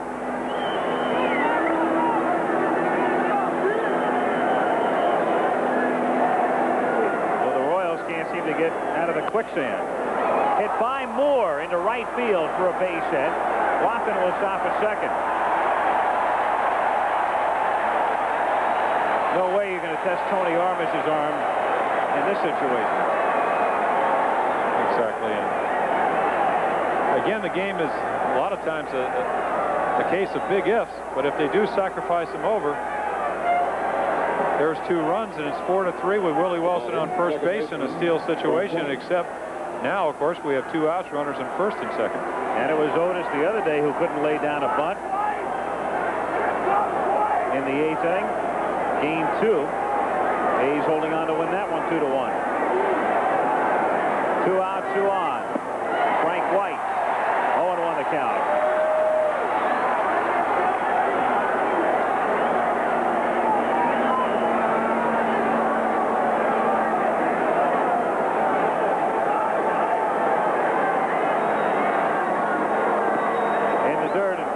Heath, and the count 1-1. And again, you see why Oakland wins games. Not too many people have heard of Mike Heath. He made an excellent throw earlier entering the pickoff hurdle.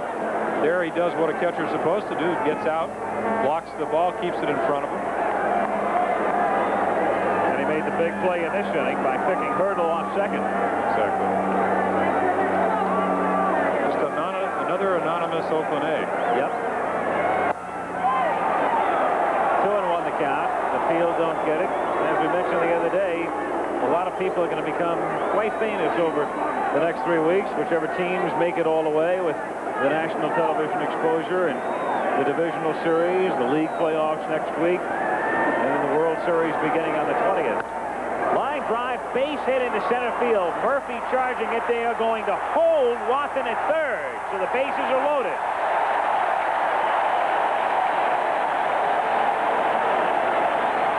White with a solid single to center.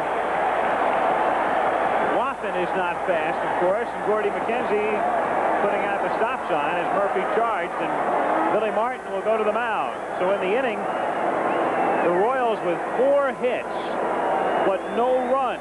Well, they've done everything but scored, and it's kind of a dangerous play on Murphy. I don't know if we're going to see it again. He charged the ball. The ball gets by him. Obviously, a couple of guys are going to score, but what it's done, like you said, they've had 4 hits, and nobody scored yet. And Brett will be coming up. So Martin on his way back. Check in briefly with Jim Lampley for a report on the Yankee-Milwaukee game. Jim Lampley in the studio in New York, top of the 7th in Yankee Stadium. Milwaukee comes back to tie the ball game. Ted Simmons, in his first postseason action ever, bangs this home run off Tommy John to get Milwaukee back into it, tied up at 1-1 in the 7th. Back to Al Michaels. So the Brewers have rallied from arrears as the Royals are attempting to do here. Kansas City with the bases loaded, 2 down, and Brett the batter, 1 for 10 in the series. Off-speed pitch, missing high, ball 1, 1-0. Bases are loaded with Watson the runner at third. Wilson away to his lead at second. White off first. 2 out, 5th inning, 4-1 Oakland. Brett gets under it and pops it up, and the A's will get out of the inning. The second baseman, McKay, making the catch. So Kansas City's nightmare continues. They lead 3 after 4.5. 4-1 Oakland. Looking down, the Oakland Alameda County Coliseum. Home of the A's, home of the Raiders, That, of course, to the chagrin of Al Davis these days, but they're still here. They call it the home of champions. They may have one this year. In baseball, 4-1 Oakland, the way things are going. A's trying to make it a clean sweep. Bottom of the 5th inning, Tony Armas, Mickey Klutz, and Kelvin Moore in that order against Rennie Martin. Armas has singled and walked and drills it foul. 0-1 the count. Armas 6 for 9 in the series. Tony's target. He's hit a few in that general vicinity this season. Off me. 13 of his 22 in this park. Armas grounding it foul. No balls, 2 strikes to count.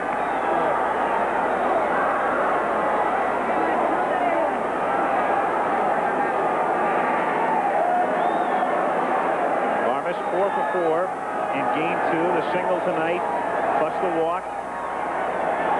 Reached safely his last 6 trips to the plate. Fouling it away. And Rennie Martin has good stuff. His fastball somewhere around 90 miles per hour, has an excellent curveball. Of course, his job right here is not to let them score. I'm sure he knows that. 0-2 pitch. Fouled away. Basically, what's been happening in this series, the A's are playing the way they played right at the outset of the season, won 11 straight, 17 of 18.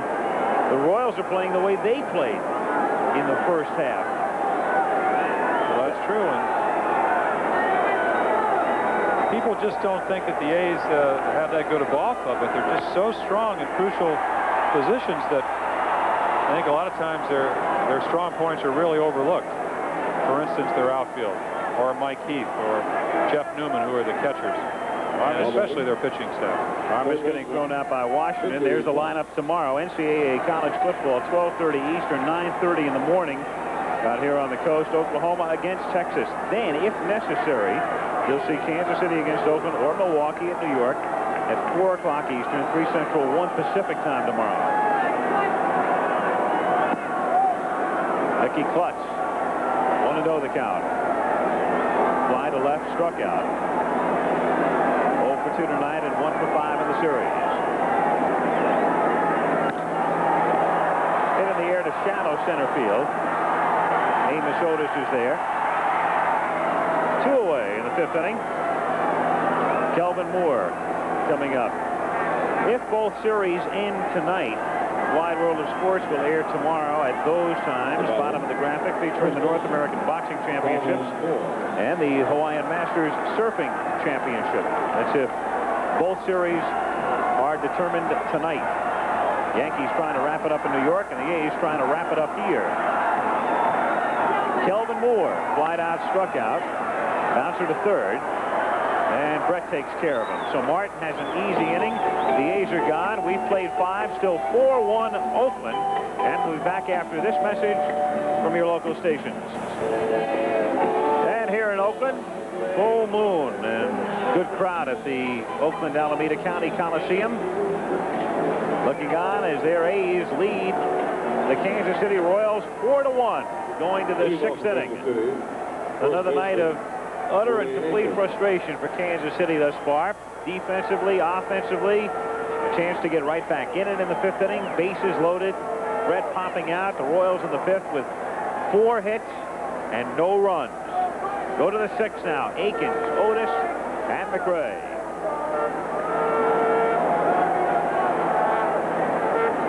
Rick Langford has gone all the way for Oakland. Akins grounding it toward the hole, off the glove of Moore, barehanded by McKay. The throw to first is not in time. Good hustle on the part of McKay to get there and try to make the play and turn it into a relatively close play. Well, that he does. Moore just deflects it. McKay tries to barehand it, does.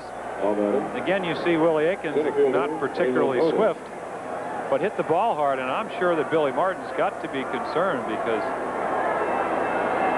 5 out of the last 7 guys have hit the ball rather hard off Langford.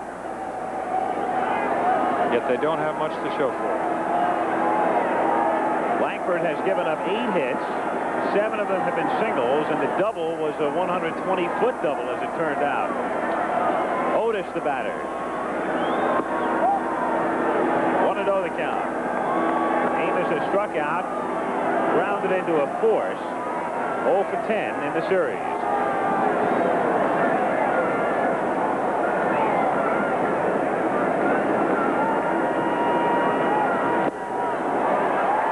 Count. From the 4th inning on, 7 of the last 12 Kansas City batters have hits, and yet they have only 1 run to show for it, and that driven in on a force play at second by Otis on a very weak swing.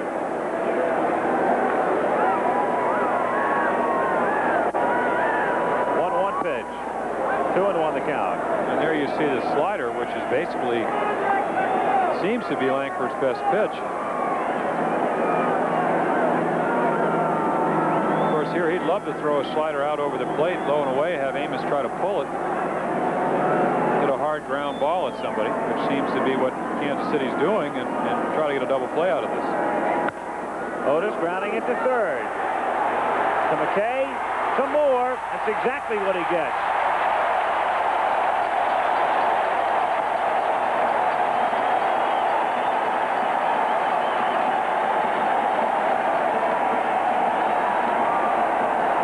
Instead of a slider, it's a sinker. Klutz making sure of getting one. There's a throw to second. Nice relay by McKay. And Klutz did the right thing. He got in front of that ball, making sure with a 4-1 lead, at least they get the out at second base. 2 down, bases empty. Hal McRae, the batter. Double, grounded out, 1 for 2.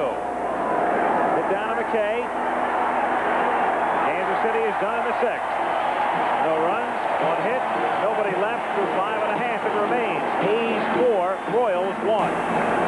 Bottom of the 6th inning at Oakland. 4-1 A's. Heath, McKay, and Stanley coming up to face reliever Rennie Martin. Mike Heath grounded out, fly deep to center. Missed a home run by 2 or 3 feet. Inside, ball 1.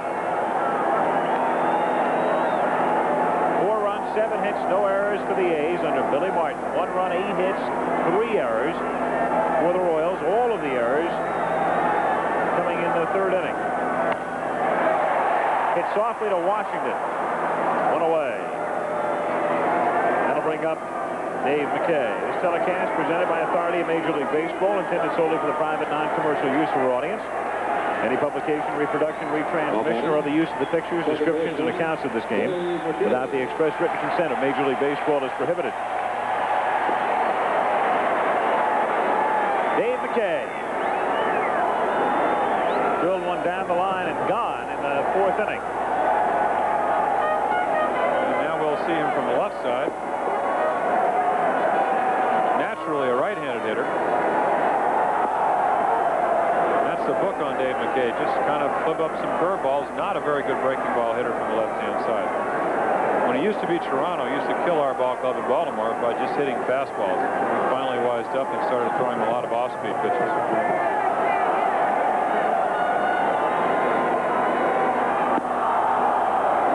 0-2 the count. And that's what that breaking ball will do. Pitcher can get it over it. Certainly sets up the fastball.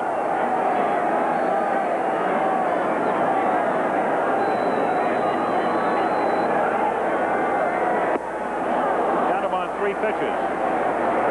Rennie Martin doing his job in relief. He has retired the 6 men he's faced. That's his first strikeout. And Fred Stanley coming up. Martin has an advantage because, or Rennie Martin does, because Billy Martin is not going to make a lot of changes. And you primarily had a right-handed hitting lineup against Larry Gura. So he has some right-handers that probably haven't seen too much right-handed pitching this year. And Mickey Klutz. Kelvin Moore. Exactly. Well, Kelvin Moore probably saw some right-handers, but they weren't in the major leagues. So a number of them at Tacoma. Playing every day there. 1-0 pitch. They really feel that Kelvin Moore will be the first baseman of the future for them. As has all the ingredients of being a good player. Excellent speed and power.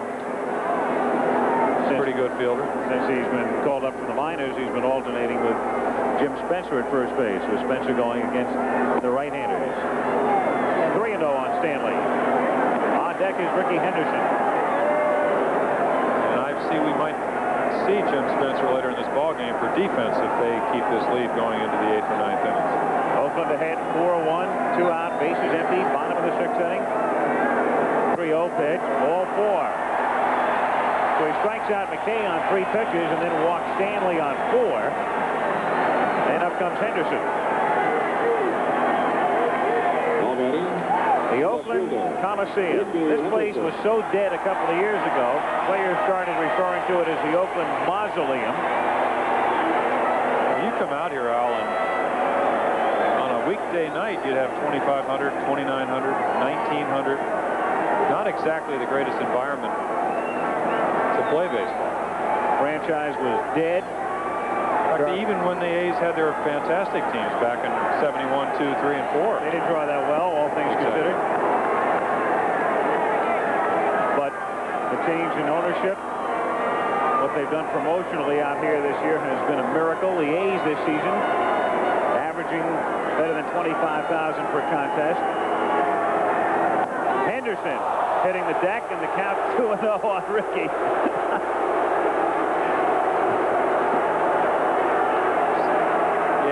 Steve Palermo, the umpire, am I still alive? Woo.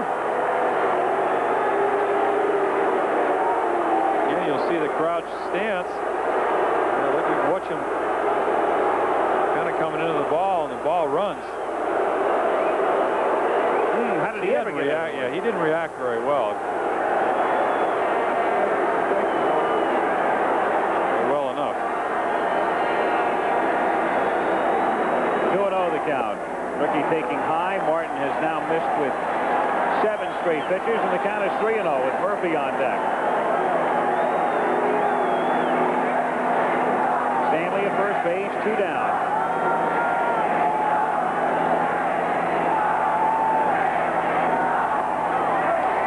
Ball 4, so Henderson on his way to first base as Stanley trots down to second.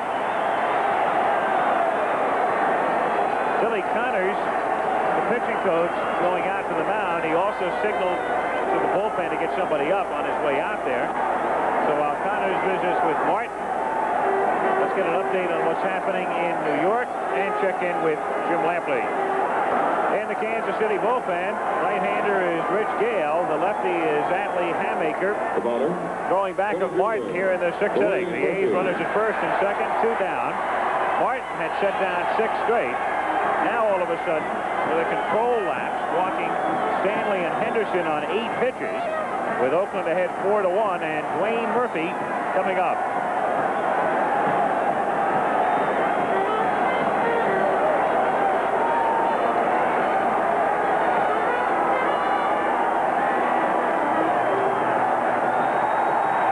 Again, I think we'll see here mostly curveballs because that's the pitch to get Murphy out with. For a strike, there's curve number 1. Well, Martin knows, as I said before, he can't afford to give up any more runs, and I'm sure he did not want to walk either Henderson or Stanley, but he did it. And Dick Hauser did not have the left-hander up in time to bring him in to face Murphy, so Rennie knows he can't afford to give up another run, and he's going to probably try to make perfect pitches with his breaking ball. Going inside. 1 ball, 1 strike on Murphy. Oakland Coliseum. A's this season drawing better than 1,000,003. All-time club record. Would have done better than 2 million people, beyond question, had there not been a strike.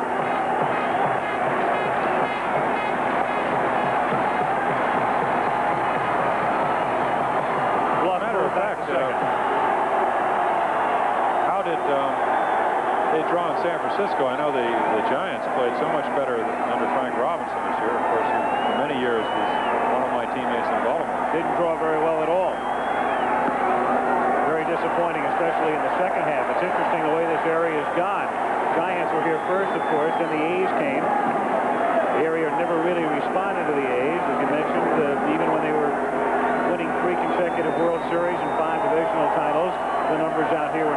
Notice now all of a sudden you can feel the whole focus being shifted to the East Bay. 2-1 pitch. High, ball 3. There you saw the curveball.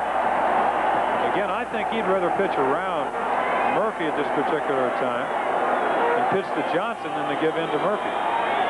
Not something you suggest doing, but when you're trailing 4-1 and you're down 2-0 in games played in the playoffs, you just can't afford to give up any more runs. Crowd trying to rattle Martin, and the pitch is a strike, so the count is full. Wayne ready to flip his bat away on a pitch that got the black of the plate. Again, trying to make a perfect pitch, and just a fastball away.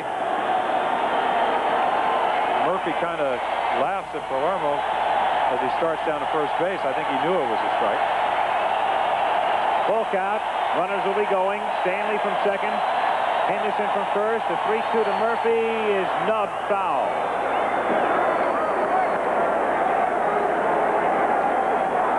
Count holding at 3-2. The two base runners get together. Henderson on his way back to first. Stanley to second.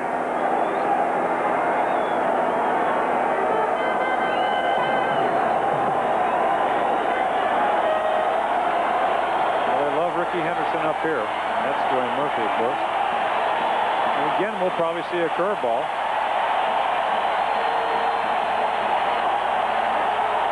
Runners go, and it's fouled away again. And what do I know? Fastball up and in. Martin trying to escape without damage. Trying to keep the Royals in the game. They're down by 3.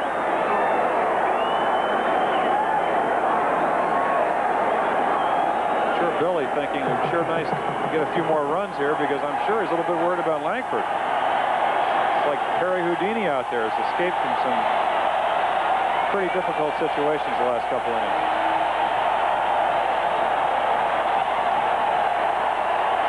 Again, the 3-2 pitch.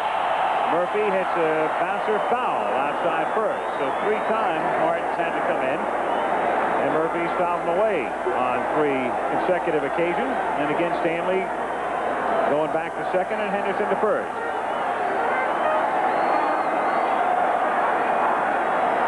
Royals have out-hit the A's tonight, 8-7. But Oakland leads 4-1. Bottom of the 6th inning.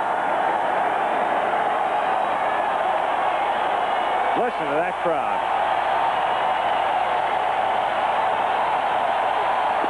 Called strike 3. So that will still the crowd for the moment anyway, as Martin escapes damage in the 6th inning. No runs, no hits. Another look at the pitch as the A's leave a couple, and we'll go to the 7th inning with Oakland leading 4-1. So a wild one at Yankee Stadium in Game 3 there. Here, it's 4-1 Oakland as we go to the 7th inning. For Kansas City, bottom of the order, Hurdle, Wathan, and Washington. Hurdle 3 for 9 in the 3 games. High for a ball, 1-0. Rick Langford yielding 8 hits. Hasn't walked anybody. Struck out 3. Hurdle fouling it away. 1-1 to count. That can kind of be a typical Rick Langford game. In the game he pitched last Friday night, scattered 10 hits. Excuse me, Saturday night against the Royals, scattered 10 hits, walked 2, struck out 4. Again, not overpowering, but makes you hit the ball, but doesn't give you a lot of good pitches to hit. And we're there, you can see he's just moving his fastball in and out. Has capabilities of throwing off-speed pitches when he gets behind in the count, so the hitter can't really sit on the fastball. 2-2 on Hurdle. Clint missing the better part of the season with back problems. And again, we talked during the 2nd game. Clint Hurdle came up. Supposedly, the future power hitter of the Kansas City Royals. He's just not a good high ball hitter. And that's the pitch you have to really hit to hit a lot of home runs. He likes the ball down in the strike zone. Pops it up. Stanley calling for it. One away.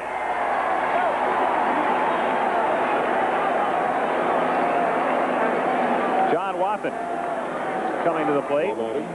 Grounded out and single. Hayes scored in the first inning.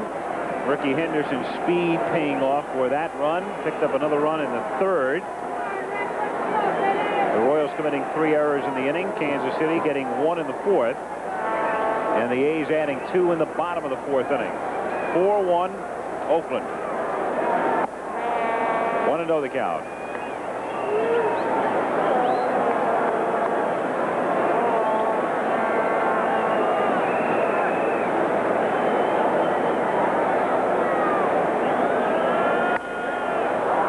To left to Henderson. 2 down.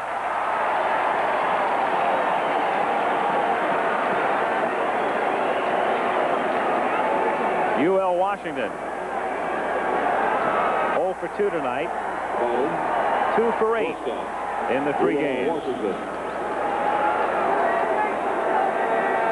Winner of this series meeting the winner of the Yankee Brewers Series in the League Championship Series. The National League today, if you missed it, Dodgers stay alive, beat Houston 6-1. Trail 2 games to 1. Philadelphia stays alive. Beats Montreal 6-2. Shallow left field. Henderson coming on. Ricky takes care of this one, and it's an easy inning for Langford. 3 up and 3 down through 6.5. It remains Oakland 4, Kansas City 1. Bottom of the 7th inning at Oakland. 4-1 A's with Cliff Johnson leading things off. Johnson 1 for 3 tonight. Full rip and a miss. 0-1 the count. A's winning the opening game of the series. Back of Mike Norris, taking game 2 back of Steve McCatty. Langford's been in some jams tonight, but the Royals again unable to capitalize in situations in which they could have gotten back into the game, trailing 4-1 as Johnson takes up high. 1-1 the count.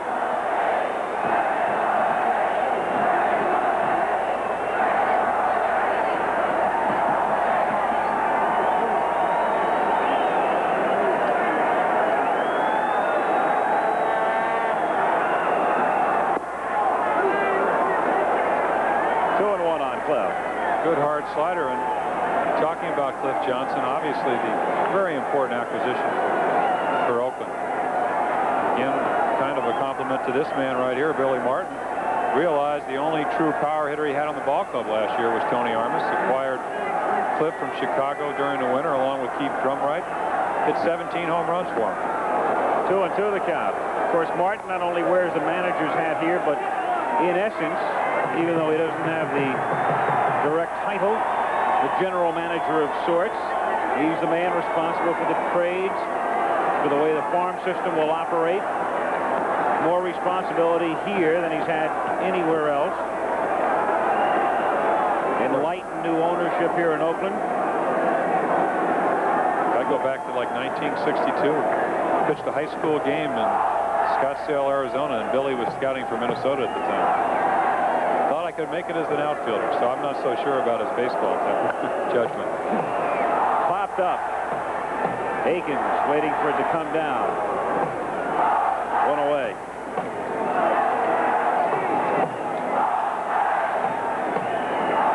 Guess he also thought I might be able to make it as a pitcher. So. Overall, Billy's got a pretty good eye. You can look at Martin and figure, well, here's a man who might self-destruct eventually. People have felt that's been the case in a few other places. But here, I think anyway, it's a different story. Working for a man, he mentioned in our pregame show, Roy Eisenhart, the owner, or the president of the team, the Haas family, the owners of the Oakland A's, as it's fouled away. And the mix that they have here. And as I say, I think one key to Billy's success in Oakland, and why I feel he may be here a long, long time is the fact that he is now responsible for the overall on-the-field operation. Not only with a big club, but through the entire minor league system. Look out. And the count 2-1. Well, the fans are going to boo, but that was just a breaking ball that didn't break. A lot of times, sometimes you get underneath your breaking ball, and instead of having it break, it just kind of spins. And here you'll see Martin kind of just lose control right at the top. Just kind of backs up, so to speak. Armas gets out of the way. Of course, when you throw the next pitch low and away, sometimes the hitter think you did that on purpose. Popped up, foul ground, and Willie Aikens will have a play on this one. And the first baseman with both putouts in the inning. 2 gone with the bases empty. And Mickey Klutz coming up. The batter, third baseman, Mickey Klutz. Klutz hitless in 3 trips. Mickey 1 for 6 in the 2 games.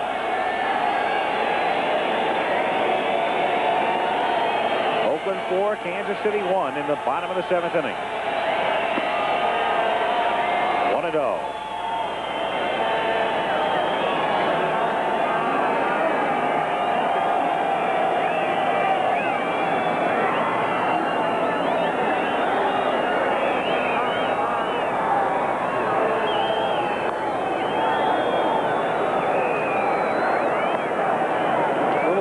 Smaller version of Thurman Munson. What a tremendous player he was.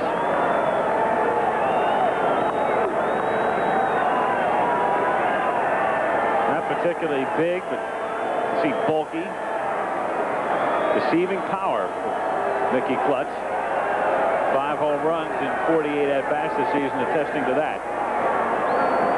2-1. Mickey, an interesting case in that he has been injured so often during his playing career. He has spent literally more time on the disabled list than he has on the active roster. Well, that's probably why he has so much power. Nobody knows how to pitch him. You just haven't seen him play. That's right. Well, there he is again. Where's he been? 2-1 pitch. Grounded to the hole. Nice pickup by Brett at third. And George takes care of him for the out.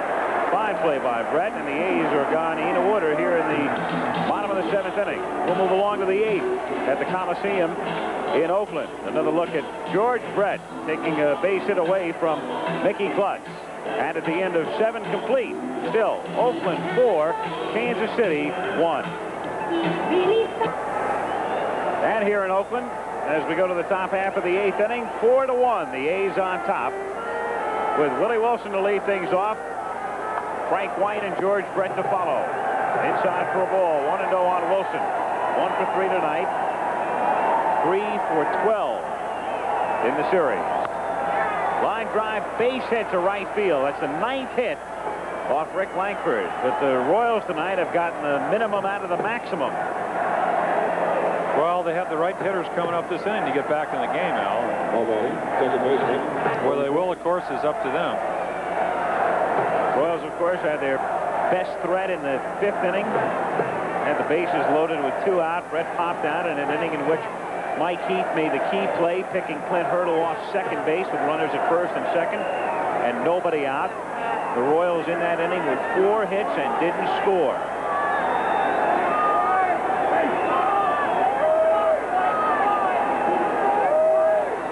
The only Royals without hits tonight would be Brett and Washington, and also Otis. For the comebacker, Lankford to second for 1, and that's all. Wilson makes sure that Stanley can't get the throwaway to first. 1 away.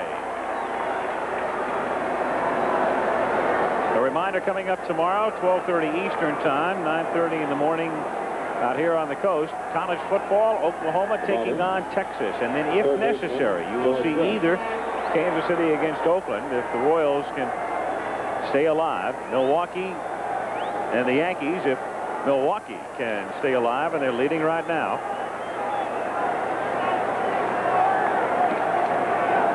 George Brett. 0 0 for 3 tonight. Brett hits it back through the middle for a base hit. White will stop at second. So Kansas City with runners at first and second and one away here in the 8th inning. And Willie Aikens will be coming up.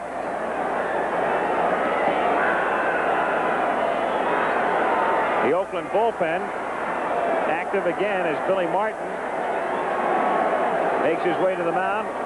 Lefty Tom Underwood, righty Dave Beard. I wouldn't be surprised to see Billy go to Underwood. You have one of the few guys on the Kansas City Ball Club that can hit the ball at the ballpark, which is Aikens. Of course, Langford, competitor that he is, might tell him he's all right, but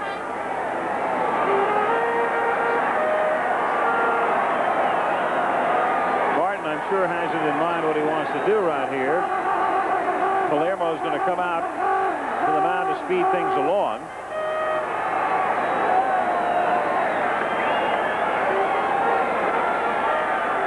Billy just buying some time, as it turns out, for the lefty. He's going to go to Underwood. So Tom Underwood comes out of the bullpen. The first time in the series that the A's have been forced to go to the bullpen. And the hand is for the departing Rick Langford. 4-1 A's in the 8th. Back in Oakland after this. Tom Underwood comes out of the Oakland bullpen to work on the left-hand batting Willie Aikens.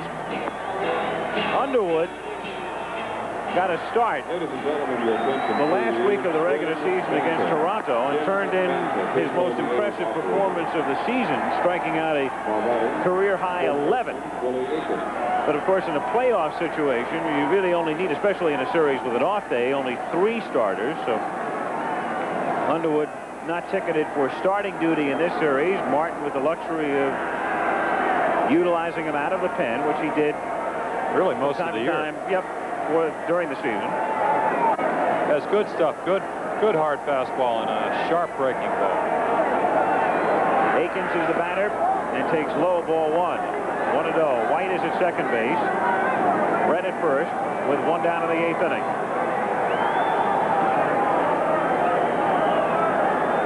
Can hit left-handers. You have to make some good pitches. You just can't throw the ball over.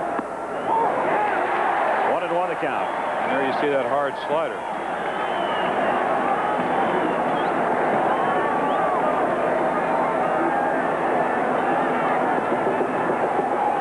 Underwood this season, 25 appearances, made 11 starts. Out of the bullpen on the other 14 occasions, and time had been called by Aikens before the delivery by Underwood. Underwood coming along with Jim Spencer in the deal with the Yankees prior to the strike, the deal that sent Dave Revering and outfielder Mike Patterson to New York. Everybody thought when he went with the Yankees that he would be a 20-game winner, but because he pitched so well with Toronto, and that club was struggling. Well, Billy was working the playoffs with us last year. He mentioned that he wanted to get Underwood in the deal with Toronto. Of course, that's when Martin was managing the Yankees. He eventually does wind up with them. 2-1 the count.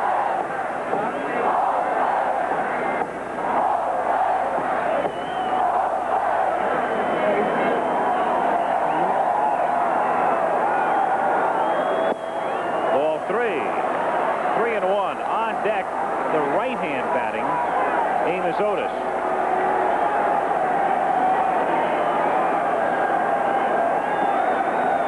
Well, Willie's got Tommy in a situation where he wants him. Either he's going to have to throw him a fastball or he's going to have to come with a breaking ball. In for a strike, and the count is full. And he threw him a slider. Willie thought the ball was low. As I said earlier, Steve Palermo doesn't call too many pitches strikes that aren't strikes. He makes the pitcher throw the ball over. Full count, 1 out in the 8th. Aikens chopping it foul. The count still 3-2 as White retreats to second. And Brett ambles back to first. I'm really surprised that Billy doesn't have Jim Spencer, who's won numerous Gold Gloves at first first base in for defense, but apparently it means he has confidence in Kelvin Moore over at first base. Moore due to lead off in the bottom of the 8th inning. And of course, he was in there anyway against the lefty starter. Now you've got the right-handed reliever in. Fouled away again.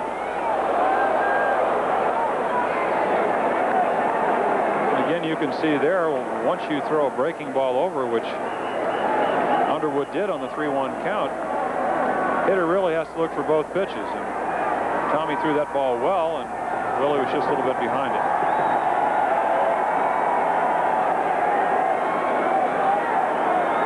Three and 2 on Aiken.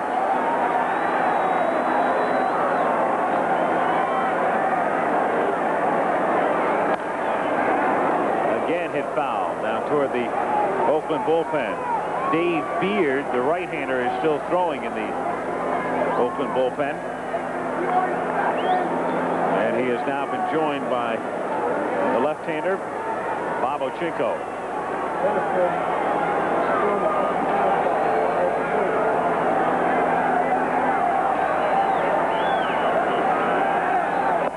Down he goes. Excellent high fastball.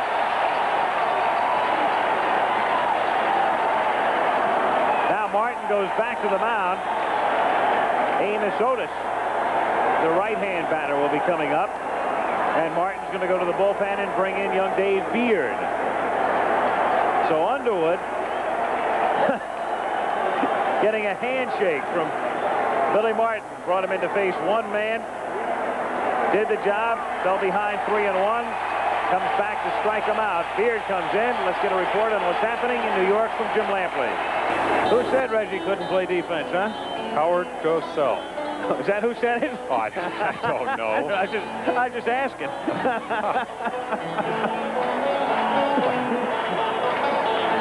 The Brewers and the Yankees. If a 4th game is necessary, that'll be tomorrow in New York. 4th game is necessary here tomorrow at 4 o'clock Eastern time. But the A's right now, clutch hitting, clutch pitching. Underwood comes out of the bullpen, and here is Dave Beard, who came up late in the season and yet made his mark at the end with some impressive performances. And right now he has become Billy Martin's key short man. He had only one bad outing, and that was in Baltimore when Len Cicada hit a grand slammer. Yep. Well, he came in on Friday night of that particular weekend, and as I said earlier in this series, we have a radar gun that's probably maybe 4 or 5 miles per hour slower than some of the other radar guns. He was throwing 91 on ours. On the day, of course, that Cicada hit the grand slam, he was in the high 80s, which means on most radar guns he's still throwing in the 90s, so he does throw awfully hard. He was at Tacoma much of the season. He was 11-11 there and struck out about 8 men per 9 innings. Now faced with the task of working on the slumping Otis. Amos 0 for 11 in the 3 games. The Royals with runners at first and second and 2 down in the 8th. 0-1.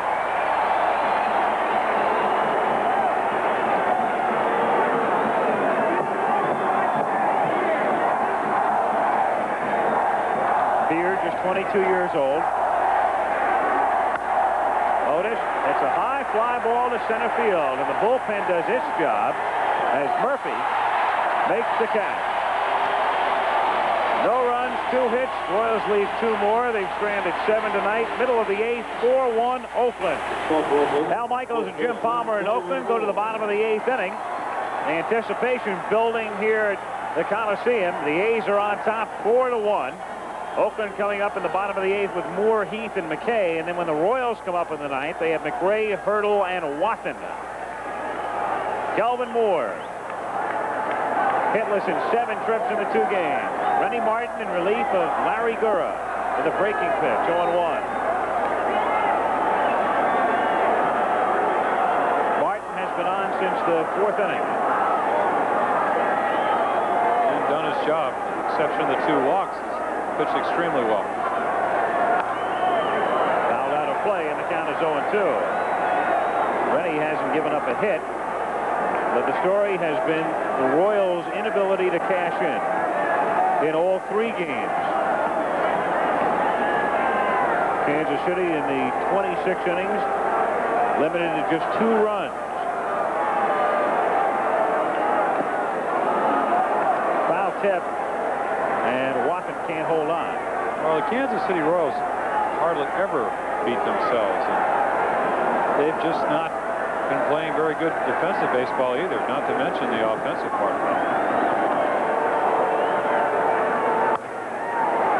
Down to Washington. Oregon. 1 out in the 8th inning. Mike Heath coming up.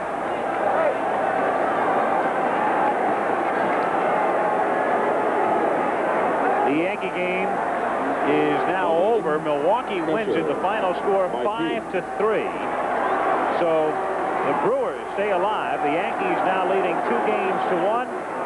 4th game at Yankee Stadium tomorrow at 4 Eastern time. Mike Heath takes the strike. 0-1. And in Mike Heath, we probably are looking at the man that had the key defensive play for Oakland with a great throw to pick off Clint Hurdle. Take him right out of the inning. That took place in the 5th and was beyond question the key play with runners at 1st and 2nd and nobody out. As you look at the lineup tomorrow, Oklahoma against Texas, and then you'll definitely see Milwaukee, New York, even if this one ends. Otherwise, those of you in this particular area will see Kansas City against Oakland. 1-1 the count on Heath. 2-1. But Mike picking Clint Hurdle off second base in the 5th inning, an inning in which the Royals had 4 hits and couldn't score.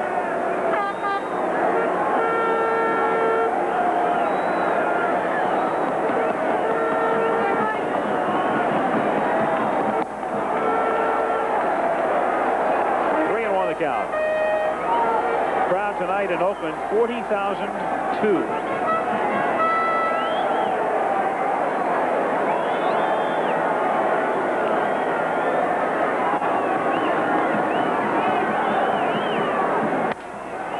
Broken bat pop-up to short.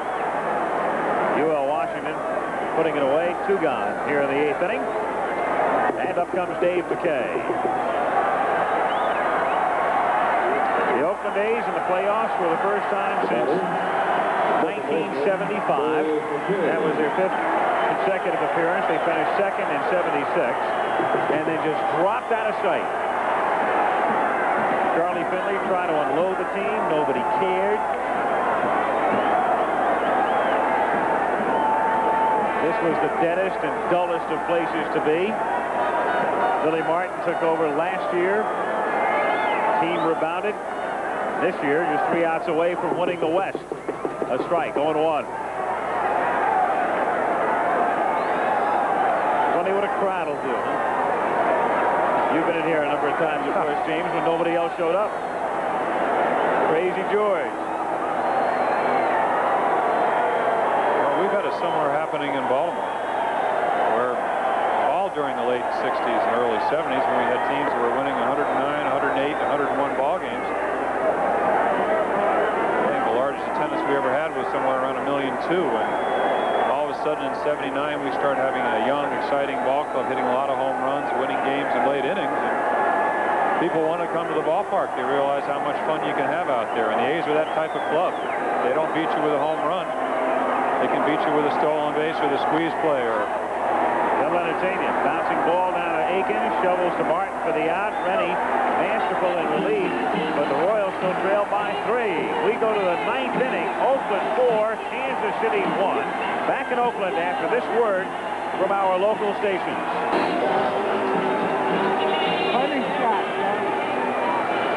The 9th inning at the Oakland Alameda County Coliseum. McRae, Hurdle, and Watson for Kansas City. Beard on in relief for the A's, trying to wrap it up. The A's trying to sweep the series, win the West, and wait to take on the winner of the Yankee Brewers Series. Hal McRae, 1 for 3 tonight, 1 for 10 in the 3 games.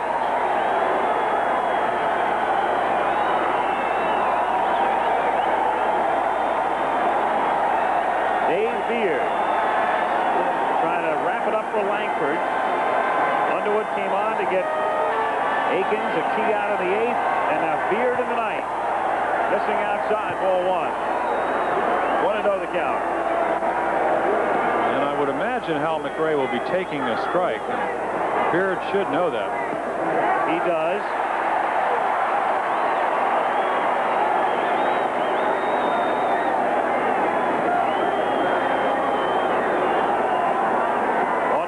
Dick Hauser. McRae fouling it away. Off to the right, and Kelvin Moore may have a play, but no. The type of ball, when it leaves the bat, you're normally inclined to say, well, that's well back in the seats, but again, here in Oakland, with all of the room, you can't give up on it. That ball was only 4 or 5 rows in. And we had a picture of Dick Hauser, and I'm sure that, of course, Dick Hauser, as all Kansas City fans, of course, the game is not over, have to be disappointed, but again, he took over the club in the middle of August, and they played very well for him. I'm sure he's looking forward to going to spring training next year in Fort Myers and having the club be his kind of club. Nice man. Makes his home in Tallahassee, Florida. Waited for the right place, right time before taking the job at Kansas City. 1-2 pitch, got him swinging, 1 away. And there you saw the Beard fastball. That ball was really thrown. 1 down. All batter, right fielder, Flaherty. Dennis Lewin, our producer for this series, Ken Fouts, our great crew. Our thanks to statistician Alan Roth. Hurdle looks at a strike, 0-1. Crowd building again. Another celebration imminent here in Oakland. 0-2. Rick Langford, man who went through the 8th inning tonight. Well, he struggled, but he pitched a fine game, didn't walk anybody. Made them work their way on. And that they did, but 0-2 pitches high, ball 1. 1-2. John Watson waiting on deck. And Beard is the first relief pitcher in a number of years that really has an outstanding arm. And Popped up. Stanley going out. Henderson coming in. Rickey for the catch. 2 down in the 9th inning.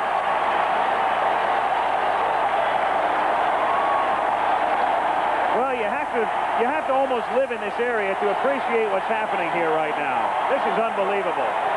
Nobody cared. And you can see most of the fans. I mean, you see some older fans, but also a lot of young fans. Absolutely. And that's been the trend in baseball. The team was about to be sold. Nobody seemed to care about that either. And all of a sudden, the rebirth and the resurgence, and here they are, 1 out away from the Western Division title. A pitch outside to Watson, ball 1. And again, he'll be taking.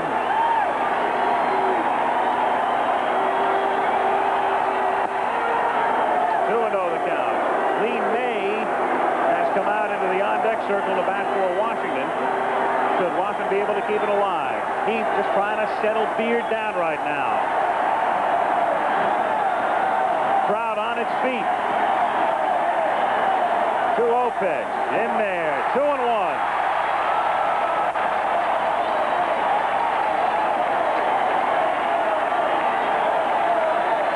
Time called.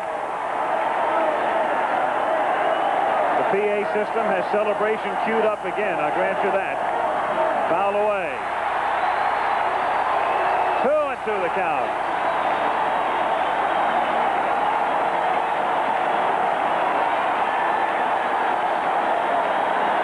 Think he's not pumped up?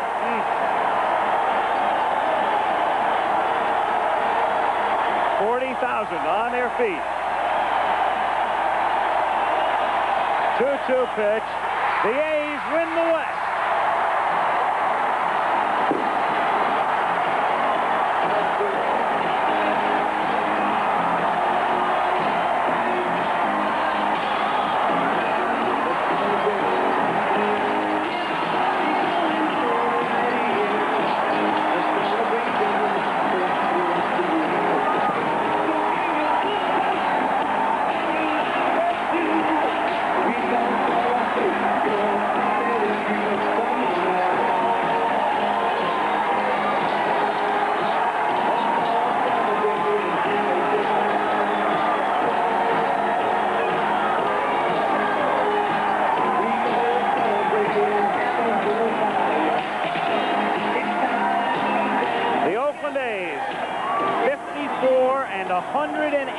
was their record 2 years ago, winning the West, sweep the Royals in 3, 4-1 the final, back in Oakland after this word from our local station.